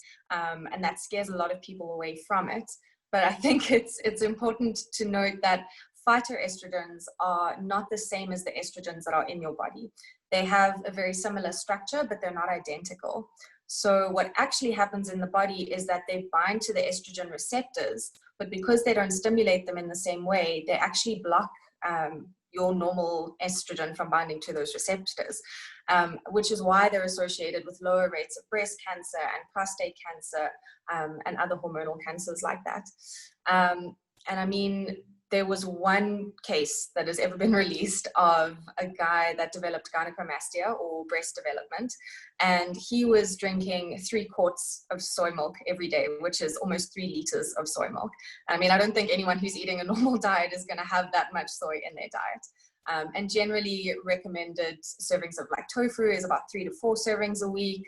Soy milk you can safely consume every day, provided it's not 3 liters. And soy is an excellent form of, an excellent source of both protein and calcium, and I think it should be included in every person's diet, regardless of if you're plant-based or an athlete or not. With dairy, you know, even though it's not meat, it still has that saturated fat. It's still full of estrogen, and the estrogen that's found in dairy is the same estrogen that we have, right? Because it's from an animal, it's not from a plant. And so that estrogen is going to be a lot more linked to your normal effects of estrogen than your phytoestrogens are. And there's a guy called Dr. Milton Mills, and he says that drinking milk to get calcium is like smoking cigarettes to get oxygen. Like, yes, you're going to get that nutrient that you want, but it's going to come with a massive cost. And milk also just increases your IGF-1, which is your insulin-like growth factor. It's very pro-inflammatory.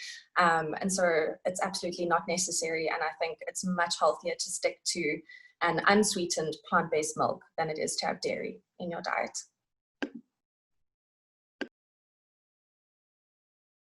Yashin? I wanted to just add to Roxy's sharing, just a little perspective around where your soy is coming from. One of the reasons why we don't use soy protein in any of our products is because, not because of the inherent makeup of soy, but because how soy is farmed and how soy is processed or extracted in the industrialized food system that we work with. So yes, if you're getting really good quality organic soy that you can trust the source from, absolutely include it into your diet. But also be aware that if you want to start using soy protein as a supplement to support athletic advancement, some of those non-soy related nutrients or chemicals will add to your inflammatory burden and build up your the things that your body needs to recover from. So I think quality is really important. In South Africa, we have several brands of really good quality organic soy milks and soy-based products. So it's important to look around, shop around, because consumers have buying power. The more you buy an organic-based product, the more supplier will be determined to supply that to the consumer. And just to build on that as well, like a lot of the benefits come from your whole food sources of soy, or your minimally processed soy. So your soybeans, your tofu, your tempeh. Your soy protein concentrates or isolates, they are the most similar to animal protein in terms of their amino acid makeup. But then with that, they also do slightly increase your IGF-1 as well. And so your pea proteins and your hemp proteins and your pumpkin seed proteins are a lot healthier for you. And I know PhytoPro makes a pea protein isolate. And so in terms of health, that would be healthier than choosing a soy protein isolate. Okay, cool. And then another question that we've got from a few people, especially writing it beforehand, is when it comes to hydration, what are the options? Do we need to be spending a lot of money on very fancy energy drinks? Are the drinks out there healthy? And one specific question was, is fruit juice healthy? Can we use fruit juice as an option? And now we've obviously got a sponsor, so we can maybe give them a little shout out here as well, because I know when we answer the question, it's going to be beneficial to them. But I don't know if we want to start with who wants to give it a bash. What should we be drinking? Maybe Simon, for endurance running. I think that's one of the big questions with hydration. What should we be drinking? I know you mentioned it during your talk, and you spoke specifically about like how much of each thing and percentages and ratios, but what would that look like? What are the options, and what are the ones you think are healthy to drink while you're doing exercise? Sure, Don, that's a tough question. I mean, there's a lot of things out there that people could consider. Like part of my kind of integrity from my side is that I don't, I'm not going to advise anyone on what the best kind of thing is to use, or whatever the case is. I'm not a dietitian, but the general nutritional principles of hydration always ring true. And so we need to have some sort of electrolyte replacement, particularly if you're exercising in hot weather, where you're sweating a lot. Obviously, things like sodium, we need to try and replace in our hydration, in our liquid that we are drinking, as well as potassium, which I mentioned earlier, and then something with the carbohydrate concentration of 5 to 10%. So if you're going to do really long exercise, it's not enough just to drink water, because there are going to be certain processes that occur in the body, and then you're going to fatigue eventually. And we want to try and supplement with glucose to store glycogen in the muscle, so that we can kind of exercise for longer. So there's a lot of things that you can drink that will kind of tick those boxes. I think your generic energy drinks are trying to hit that market. Obviously, you need to go and do your research, and you need to see what works for you. It's one of those really hotly contested things in endurance sports, actually, is what do you use? Are you using Tailwind, or are you using Energade, or are you using Coke? I mean, we talked about this before, in Comrades. Are you just drinking cups and cups of Coke because it's got sugar in it? It's probably not the best idea to do that if you haven't tried it before. And so that would be my kind of take-home message, would be whatever you're going to do as an endurance athlete, don't do it for the first time on the day of a race. You want to give yourself some time to get used to that.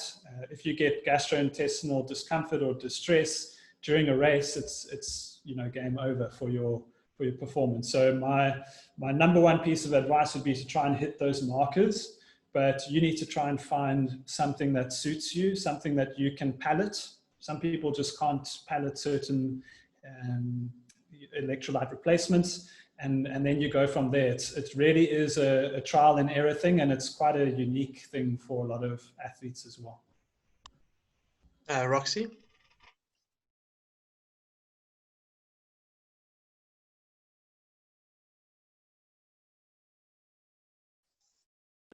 Roxy, mute again. Yeah, I must say this isn't really my field of expertise. I would say try to avoid the sugar and all the additives as much as possible, and try to stick to whole food sources as much as possible. But I think the guys are a lot more informed than I am on this topic. Very cool. Yashin, I know you spoke to me a little bit about some experimentation you've been doing with beetroot juice and some of the science behind that. You want to share some of that? Yes. So what we found in researching a product that we were developing was that beetroot juice, and I think a lot of endurance athletes will know this, increases your production of nitric oxide.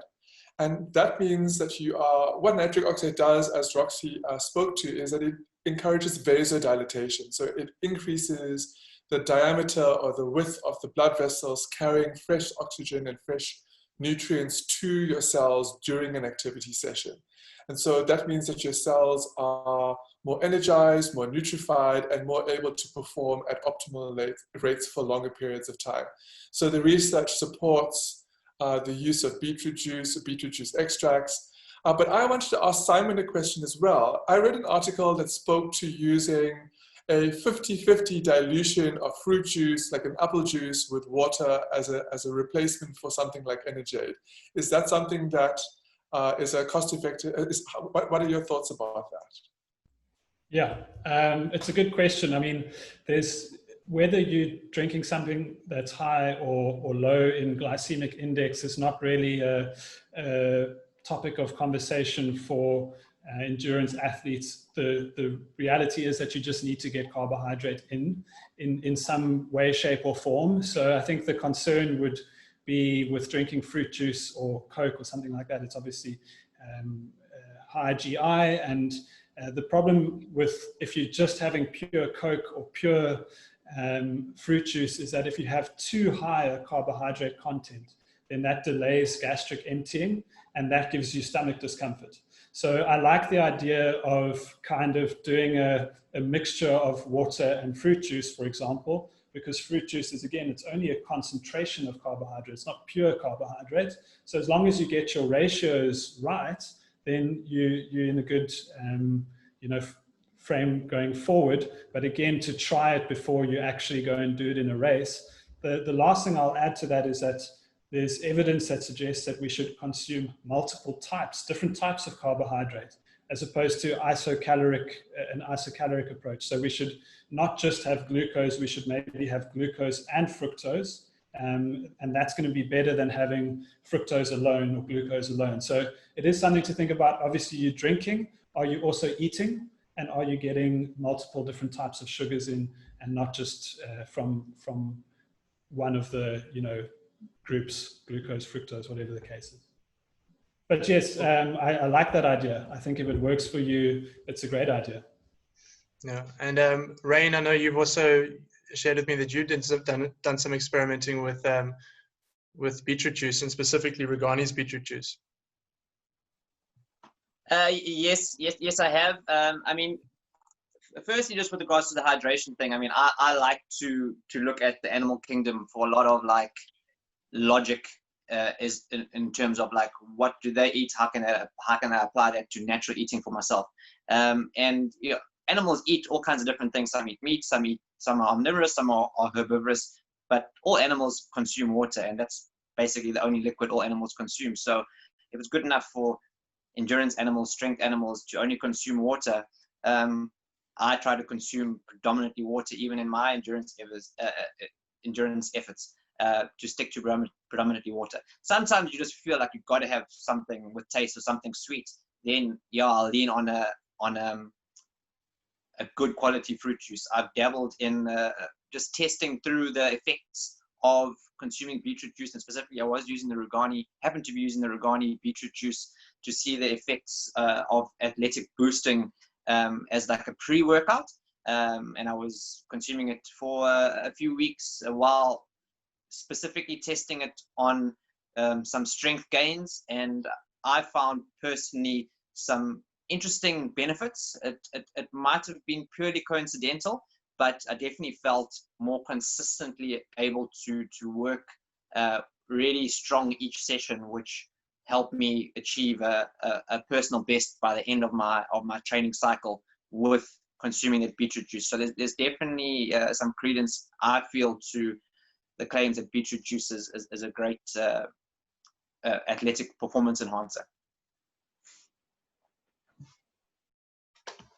Very cool. And then also, I think that one of the big things for us, especially for me personally, like with Rugani, if you look at most fruit juices, they're made from concentrate. So you get the juice, you get the fruit, you juice it, you boil it down into a syrup, and then you store it somewhere, sometimes for years and years and years.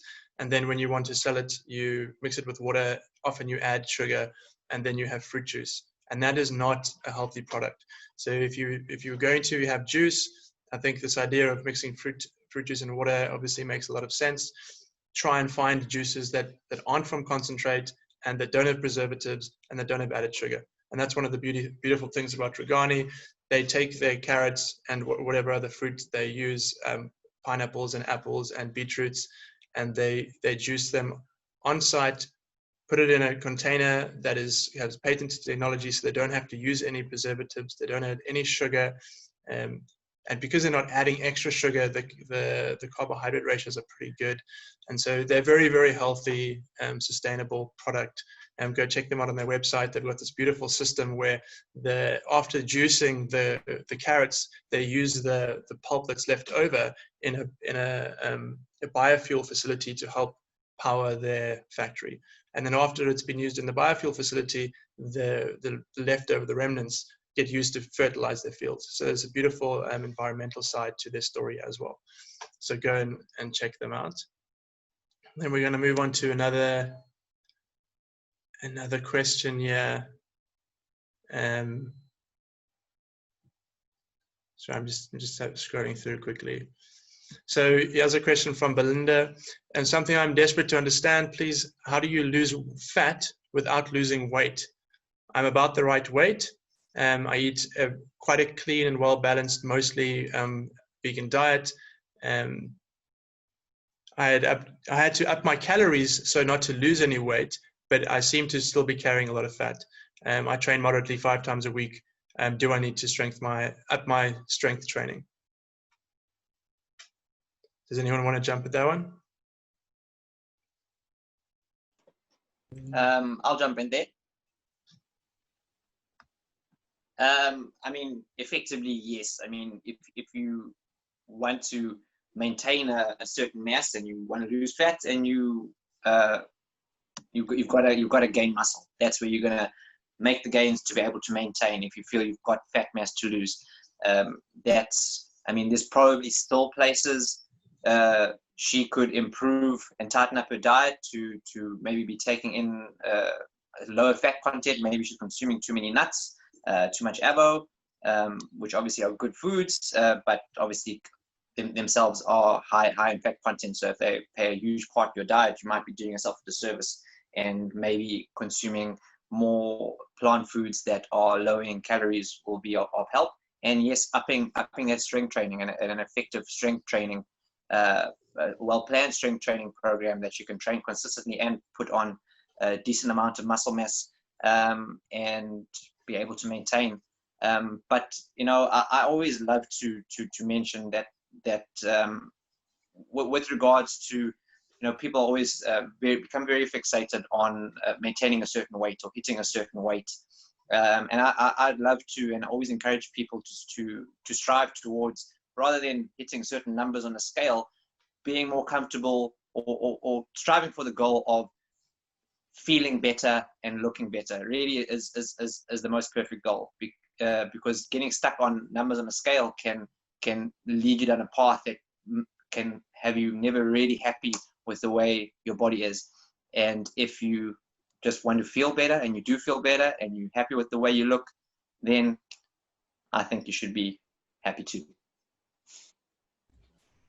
If I can add to that, so I think with questions like these, we must be careful, because it's a very specific question to a specific person and maybe body type and diet. And I'd honestly advise you to go and see someone, and so that you can share those details with them. We don't know what type of person we're dealing with.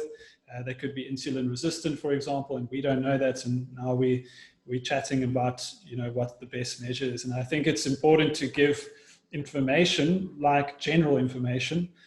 For example, if you want to maintain muscle and lose body fat, then you should try and up your protein intake. That's a general recommendation. But every person we need to treat individually.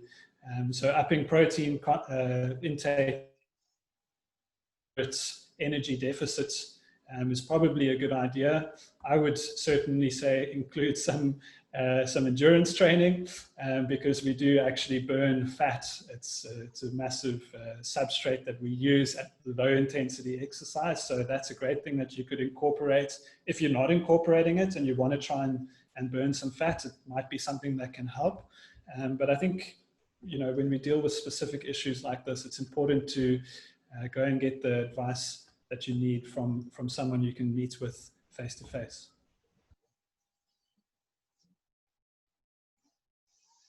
Okay, cool. And then we've got a few questions about inflammation. And I think the main questions that have popped up are, one, are there specific plant-based foods that really help to fight inflammation? Are there like specific ones with huge amounts of anti-inflammatory properties? And also, are there plant-based foods that do cause inflammation that we might be needing to look out for? Yashin, you want to give that one a go? To put it very simply, when we stick to the whole food spectrum, I think the more colorful, the more fresh, the more raw your food is, the higher the anti-inflammatory properties of that food. Because remember, it's going to contain a lot more antioxidants, a lot more phytonutrients that will be able to work themselves into your cells, into your mitochondria, and help you to gobble up all of the free radicals that give rise to inflammation. When we move out of the whole food spectrum into your superfood or your food-based supplement space, then there are some types of foods that have higher concentrations of particular types of nutrients. So we're most familiar with something like a blueberry or a citrus that has a high amount of a particular type of phytonutrient that helps us to manage inflammation and manage free radicals more actively. So using a supplement or a food-based supplement like that, I think in terms of managing inflammation, particularly turmeric is a good example of something that can be used that you can add into your daily diet, into your evening, into your savory meals to help reduce the amount of inflammation that you're producing. And then when we move from that food-based supplement to a more phytonutrient or nutraceutical type supplement, there are a plethora of nutrients that can help anybody manage inflammation more actively. You've just got to figure out how does this fit into your budget and how does this fit into your meal plan. We use a number of them in our PhytoPro products, and there's a lot more information on our website about them. Does anyone want to add anything? Oh, yes, Roxy? In terms of the other side, so yes, there obviously are vegan products or foods that are pro-inflammatory. So, I mean, your coconut oil and your palm oil have saturated fats, and that's pro-inflammatory. Anything that's highly processed or filled with sugar, so all of your vegan junk foods, all of those are going to contribute to inflammation as well. So not saying you can't have them, but focus on the whole foods more to keep that balance.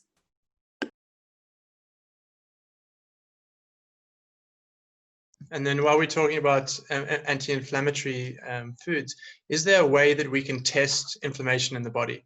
Is that something that that's worth going and like testing, or is it just something that scientists are working on? Machine? I think that there are ways to test inflammation, and we use it a lot in a clinical practice setting, things like CRP or ESR levels, but these are very broad spectrum markers of inflammation. They say that somewhere in the body there is some type of inflammation going on, and we can't pinpoint it exactly. There are more advanced lab tests that will say, okay, there's inflammation in the heart muscle, or there's inflammation in this tissue. But those tests are very, very expensive, and they are limited in terms of access to those tests. And I don't think that that's something that the average person should be considering.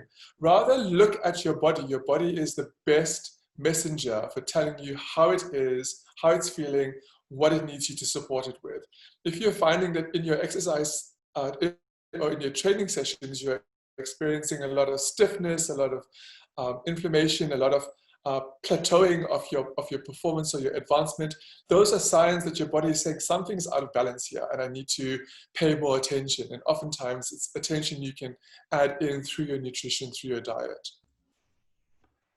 How much does a single meal impact recovery in training? I.e., is there a very big difference if you are eating mostly plant-based and then occasionally you just eat a piece of meat?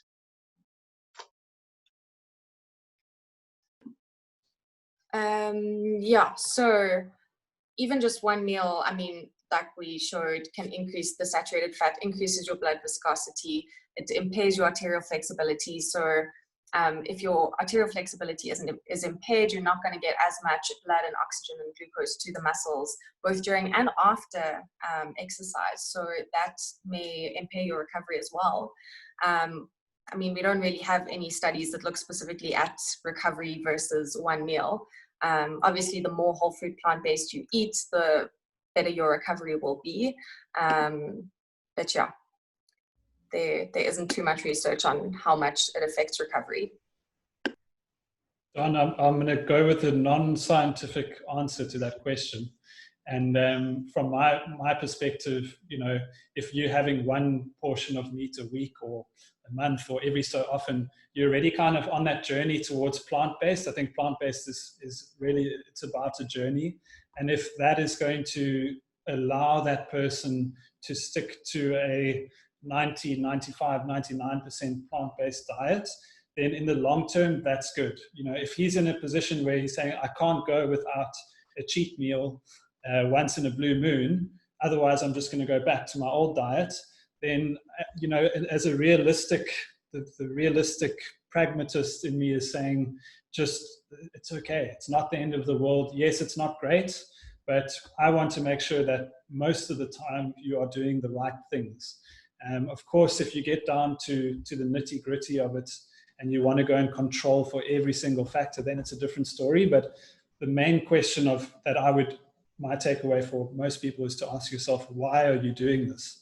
And I think that you're on the right track if you're already having that conversation with yourself, like, okay, once every now and then I feel like I need this, that's okay. That's how I started. I gradually stopped eating meat, and I had one meal a week that I ate a burger, and I would go to a different burger place, and I thought, I can never do this. I can never go without a burger. And then after a while, it took me a few months, but I ate a burger one day and I was like, actually, this isn't so good. And then I just dropped it, you know. So don't get in your own head about these things. Give yourself a little bit of grace, as I said at the beginning. Yashin, you wanted to add something? Yes, I wanted to just add that in this transition process, as Simon and Roxy have mentioned, and Ray, you want to be kind to yourself, but you also want to acknowledge that there are risks associated with the meal or the event that you're going to be consuming the meal at. So plan for those. So for example, you're going to be consuming a burger that contains either an animal-based patty or a Beyond Meat patty with a high amount of unhealthy fats. But you know, it's an enjoyable experience. You want to socialize with your friends, support your body, support your health status, support your exercise program by, you know, sandwiching this with a meal beforehand that's full of antioxidants and nutrients, and following it up the day after with a clean day of eating, so that you are allowing space and time for your body to deal with the repercussions of that enjoyable but costly meal.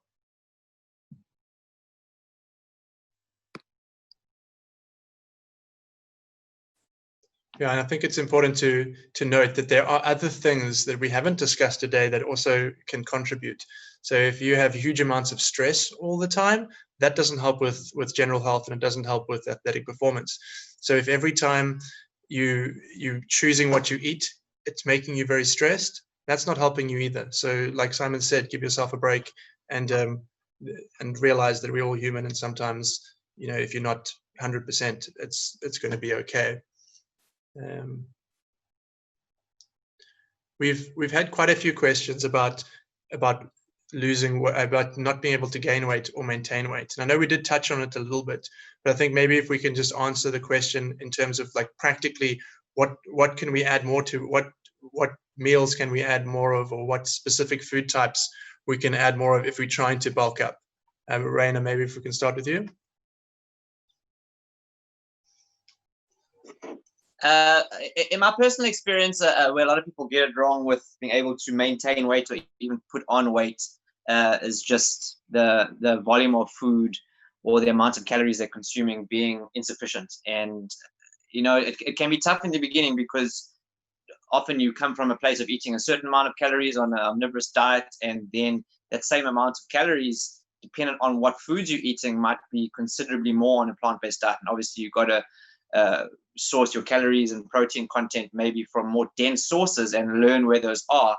But it's finding that balance for yourself where you consuming enough food and not so much that you're feeling stuffed and actually can't eat anymore, and are getting in sufficient amounts of calories and protein. So it's maybe doing some mathematics and doing some experimentation with what combinations of proteins and greens and carbohydrates you're eating to find where you feel, okay, I'm feeling satisfied and I'm maintaining energy levels and I'm feeling like I'm sustaining my weight and putting on mass. And obviously going to seek out a qualified dietitian who can help you plan these things out, if you want to get straighter there with less guesswork, is probably always going to be the best thing to start with.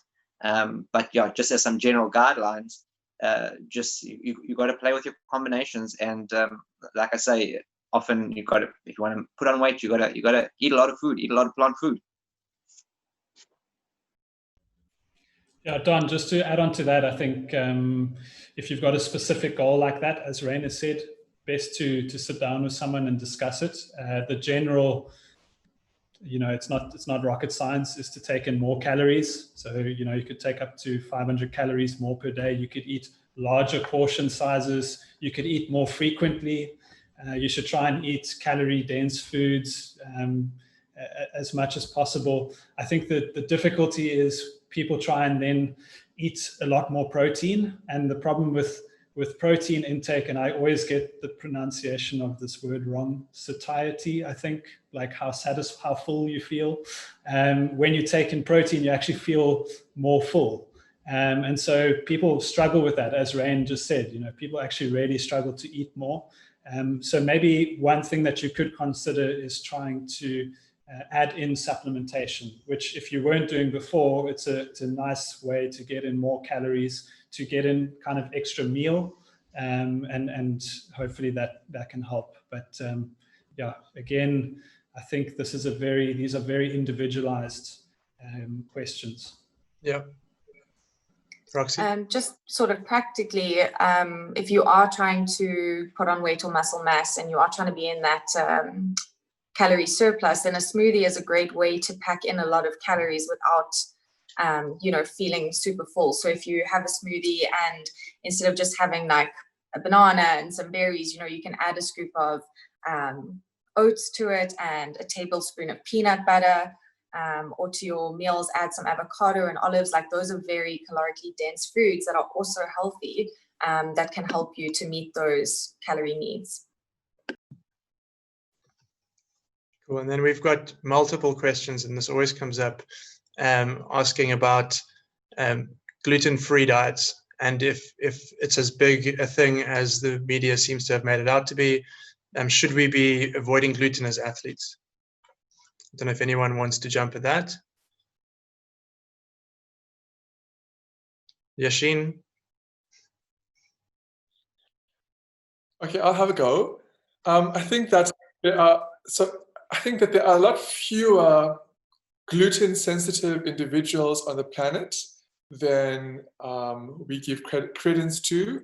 I think what we are experiencing is not a sensitivity to gluten, which is a protein in wheat, but rather a sensitivity to the chemicals that are present from how wheat is farmed, how wheat is extracted or processed into flour, and what is put into the final meal that gives us this flour-containing meal.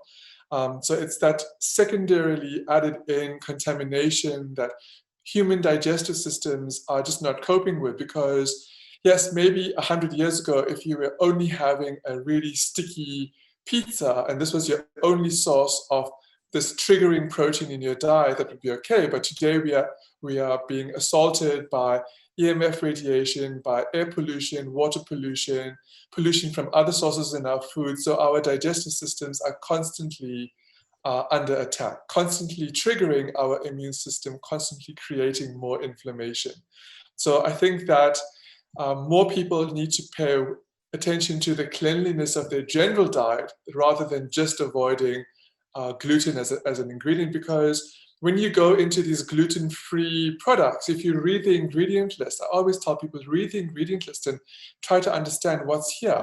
A lot of the gluten-free flours contain a lot more contaminants, a lot more inflammation triggers than a good, organically grown, healthily processed gluten-containing flour.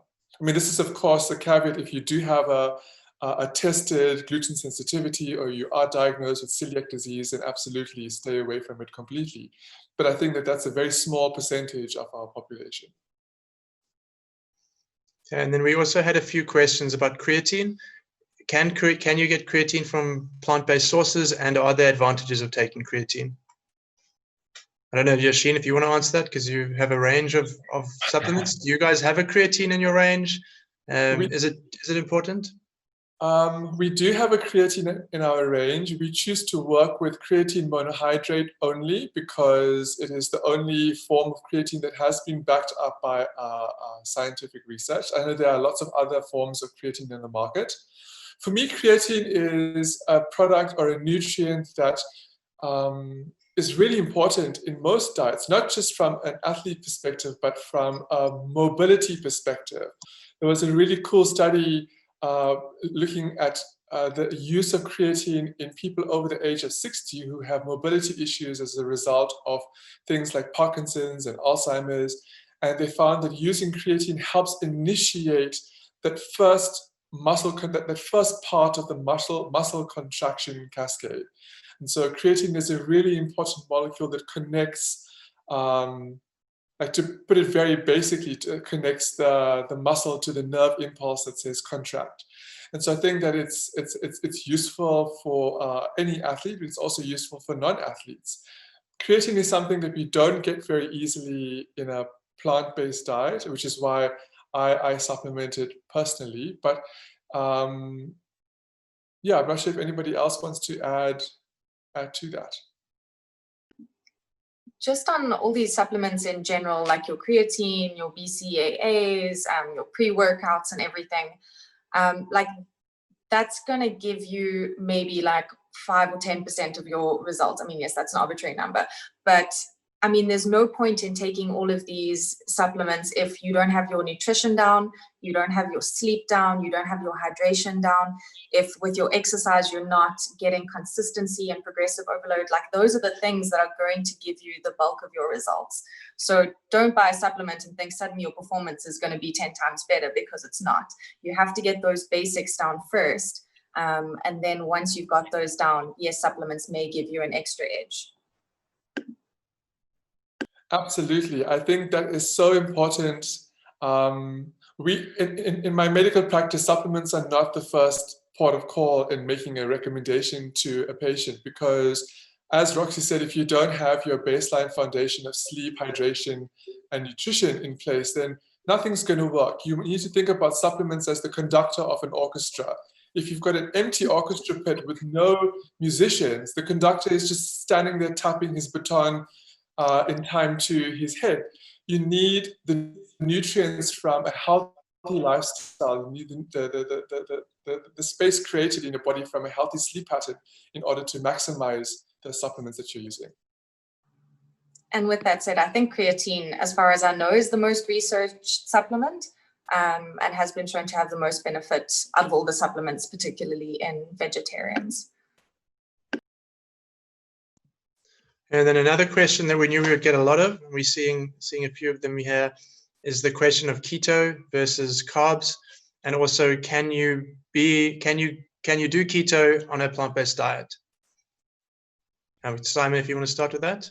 Yeah, I think keto, this whole like kind of low carb diets for athletes especially, obviously there's a debate to be had about insulin resistance and type 2 diabetics and all of that. I'm not going to get into that. I think the reason that keto or low carb is a thing is because fat, there's almost an unlimited store of fat in your body, you know, where you can use fats for an unlimited amount of time theoretically to fuel your endurance performance for energy.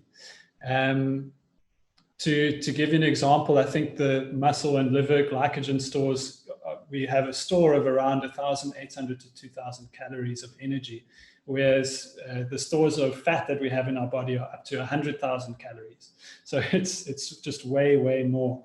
And so we know that fat is used and it's oxidized and we get energy from it. So should we try and maybe get into a state of ketosis where we use those fats and that is the source of our energy. So essentially when you enter a state of ketosis, and people do this over a period of weeks, up to 3 weeks, where they get into kind of a starved state on this low carb diet, and your body in that process undergoes certain hormonal changes.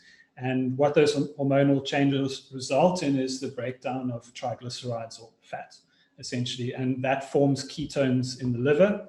And I'm not going to go into the depths of the Krebs cycle and how we, you know, end up with ATP or energy, but essentially ketones are released into the blood, and those are oxidized by the muscles and the heart and brain, and that gets fed back into the Krebs cycle, and we produce ATP. Now, in terms of is keto the best, or is normal high carb plant-based the best, there's again very little evidence out there. I will share a study, Don, you said that we could do that afterwards, that looked at kind of fat adapted athletes in 2019 or 2020, very recently. And there's still a debate. There's no clear evidence that, you know, this is the best way to go. And so again, I would say this is a highly specific or individual thing that people need to explore for themselves. There has been evidence of a vegetarian athlete who went onto a low carb, high fat vegetarian diet. It's by Mujika. It was published in 2019 in Human Kinetics. And they did over, I think, 36 weeks, so really a long period of time. And they found that he really struggled transitioning from a high carb, plant-based diet to a low carb, high fat diet. So his performance actually was impaired, although he still finished in the top 20 in his age group, or whatever the case is, in 3 Ironman races. So he clearly was okay, but just not doing as well as he used to. And in that article, they also mentioned that theoretically, it is possible to do a low carb, high fat plant-based diet. They reference another study by Zinn and colleagues who looked at nutrient intake in low carb, high fat diets and did like a hypothetical case study. So we can share those afterwards. I think people can go and read through them if they want, but in my mind, there's no one is the best. You need to explore them for yourself, and there's no reason if a plant-based normal carbohydrate, normal diet is working for you, then I don't see a reason why you would switch over. It's only if you're having serious problems that you might want to consider that.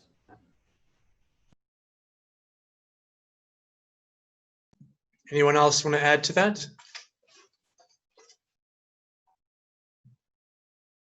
No? Okay, we can go on. I think what I want to do now quickly, we are over time, but I see a lot of people are still hanging around.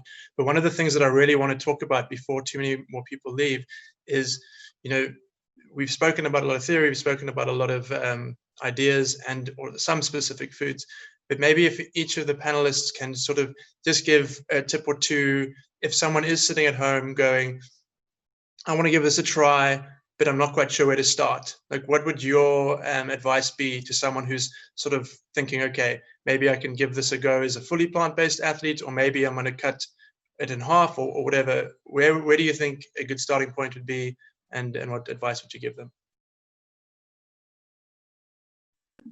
Now we can start with you, Yashin.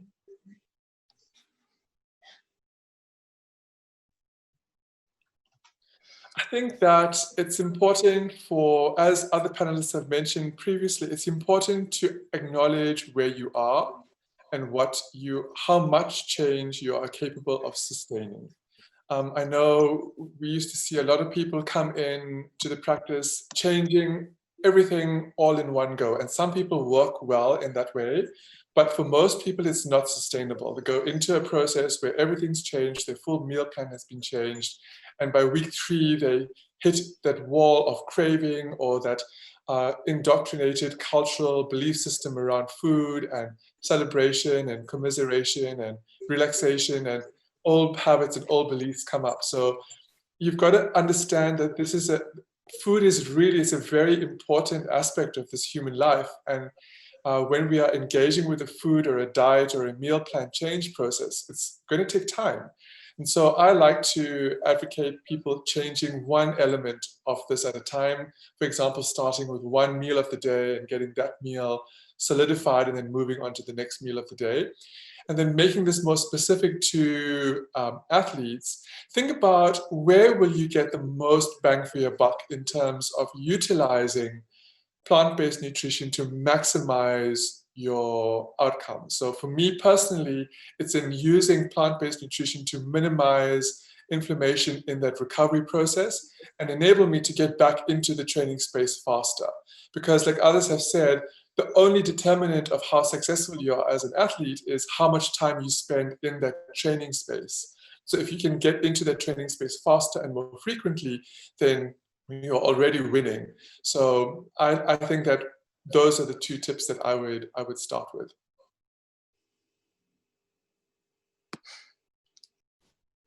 That was going to be mine.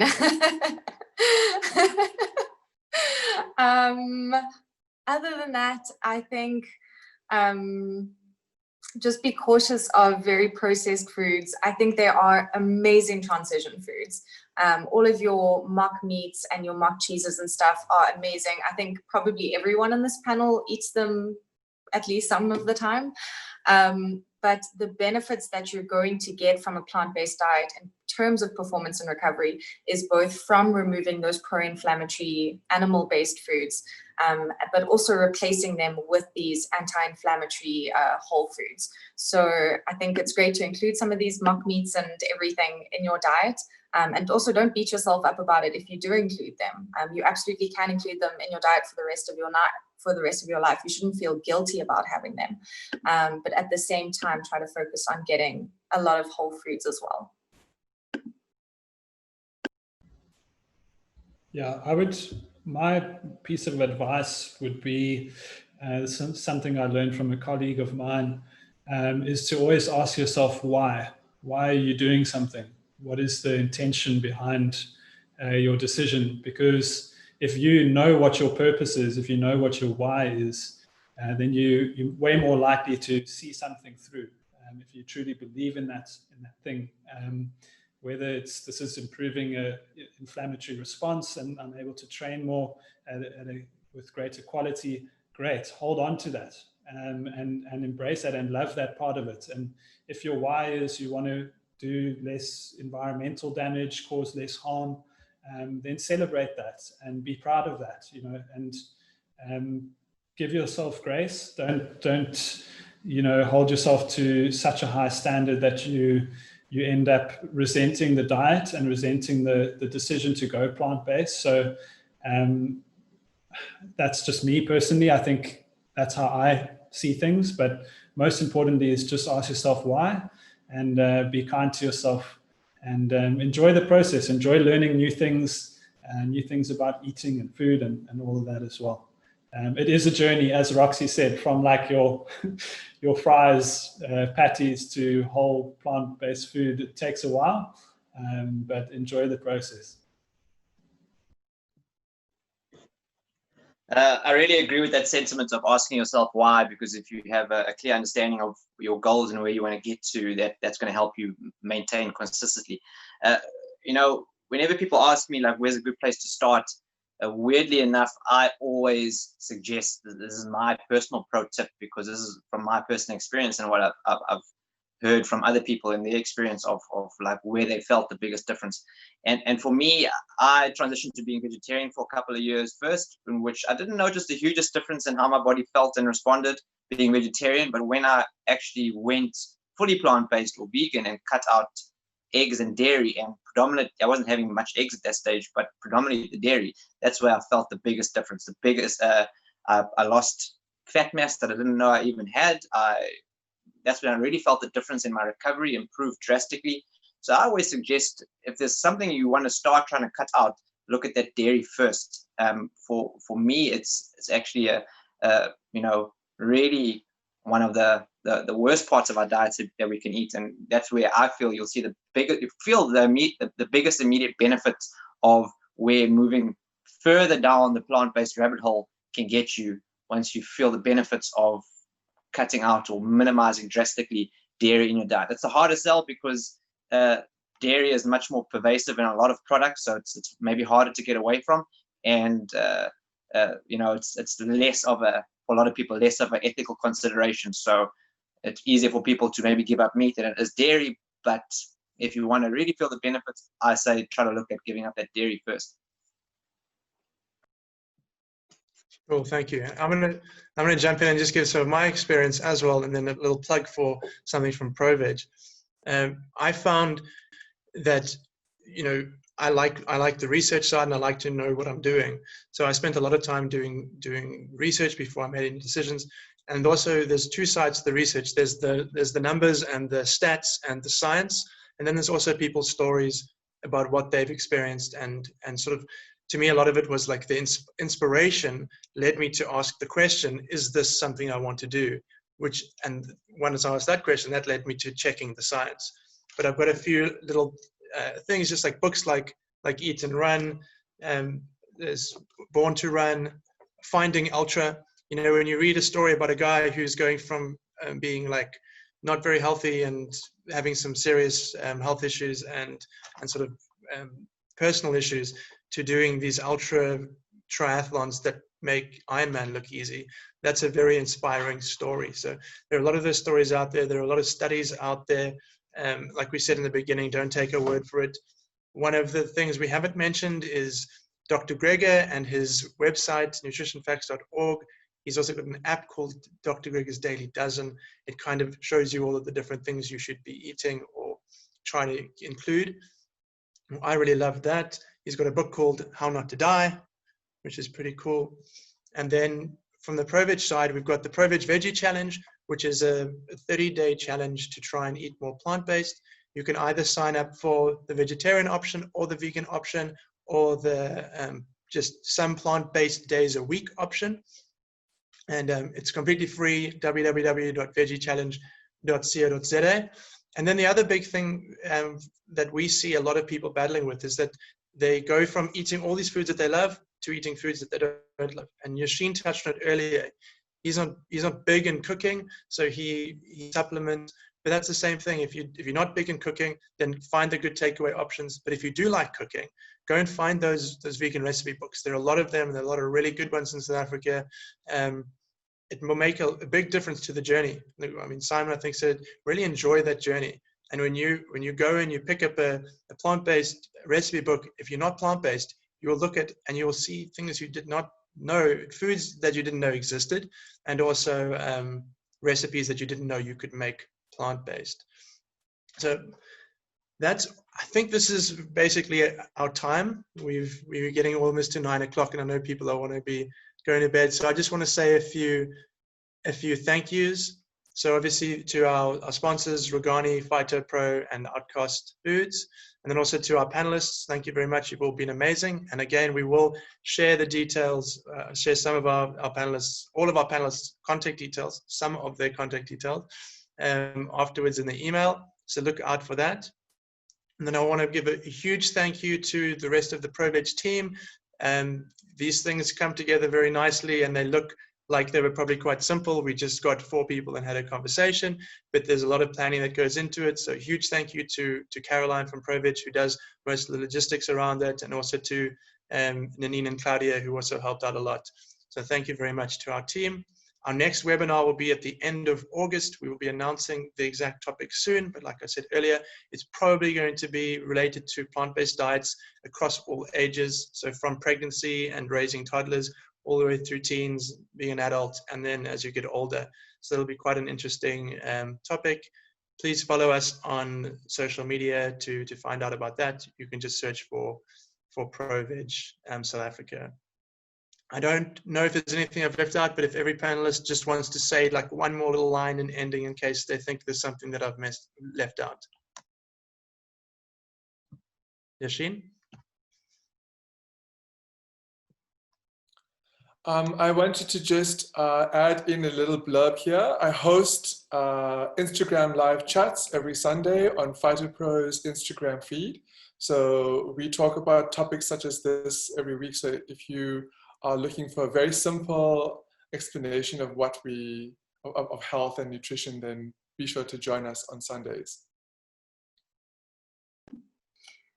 I think something that really helped me was finding inspirational people and plant-based athletes on Instagram and following them, seeing what kind of food they eat. They often post their meals. So people like Nimai Delgado, Natalie Matthews, Fritz Horstman, you know, all of these plant-based athletes, they share a lot of useful information. So I'd recommend finding some of them to follow. Yeah, if anyone's interested in running, trail running, they should follow me on Rooted in Dirt. We like a little bit of running and a little bit of plant-based eating, so I'll give that a shameless plug. Other than that, I'm upset that Roxy didn't mention me as one of her favorite athletes to follow. And then lastly, thanks to everyone for attending. And I think, you know, this is a wave of, you know, this is the future, and I'm so glad to see people embracing that and just considering it. Even if you're just considering it, give it a go, and you can always reach out to any of us if you need some help or guidance, or you just want to chat with somebody. Rooted, I'll post it in the chat there, Kelly. But yeah, thanks Don, thanks ProVeg for organizing. And from my side, if anybody is looking to get into kettlebell lifting, specifically hardstyle kettlebell lifting, functional movement or body weight or calisthenics training, that's my speciality. You know, and obviously being someone that understands the plant-based condition, you know, we can develop some good strength along the way, and you know, enjoy the journey and take it step by step. It's not about doing everything all at once. It's about making a lifelong change, and that takes time. So be happy to take time. Yeah, thank you much. Thank you very much, everyone. We will try and answer the questions that we didn't get to by email. If you do have more questions, please send them to us, even if they're not necessarily about plant-based for athletes. We love answering these kind of questions. So get hold of us either at ProVeg, or you'll have everyone's contact details through the email that we send out afterwards. If you have specific topics that you would like ProVeg to organize webinars about, just ask us and we will see if we can find the professionals who can answer those questions. So we really want to be more involved in the community in South Africa. So please be in contact if you find any of this interesting. Thank you very much. It's basically 9 o'clock, and hopefully see you at the next webinar.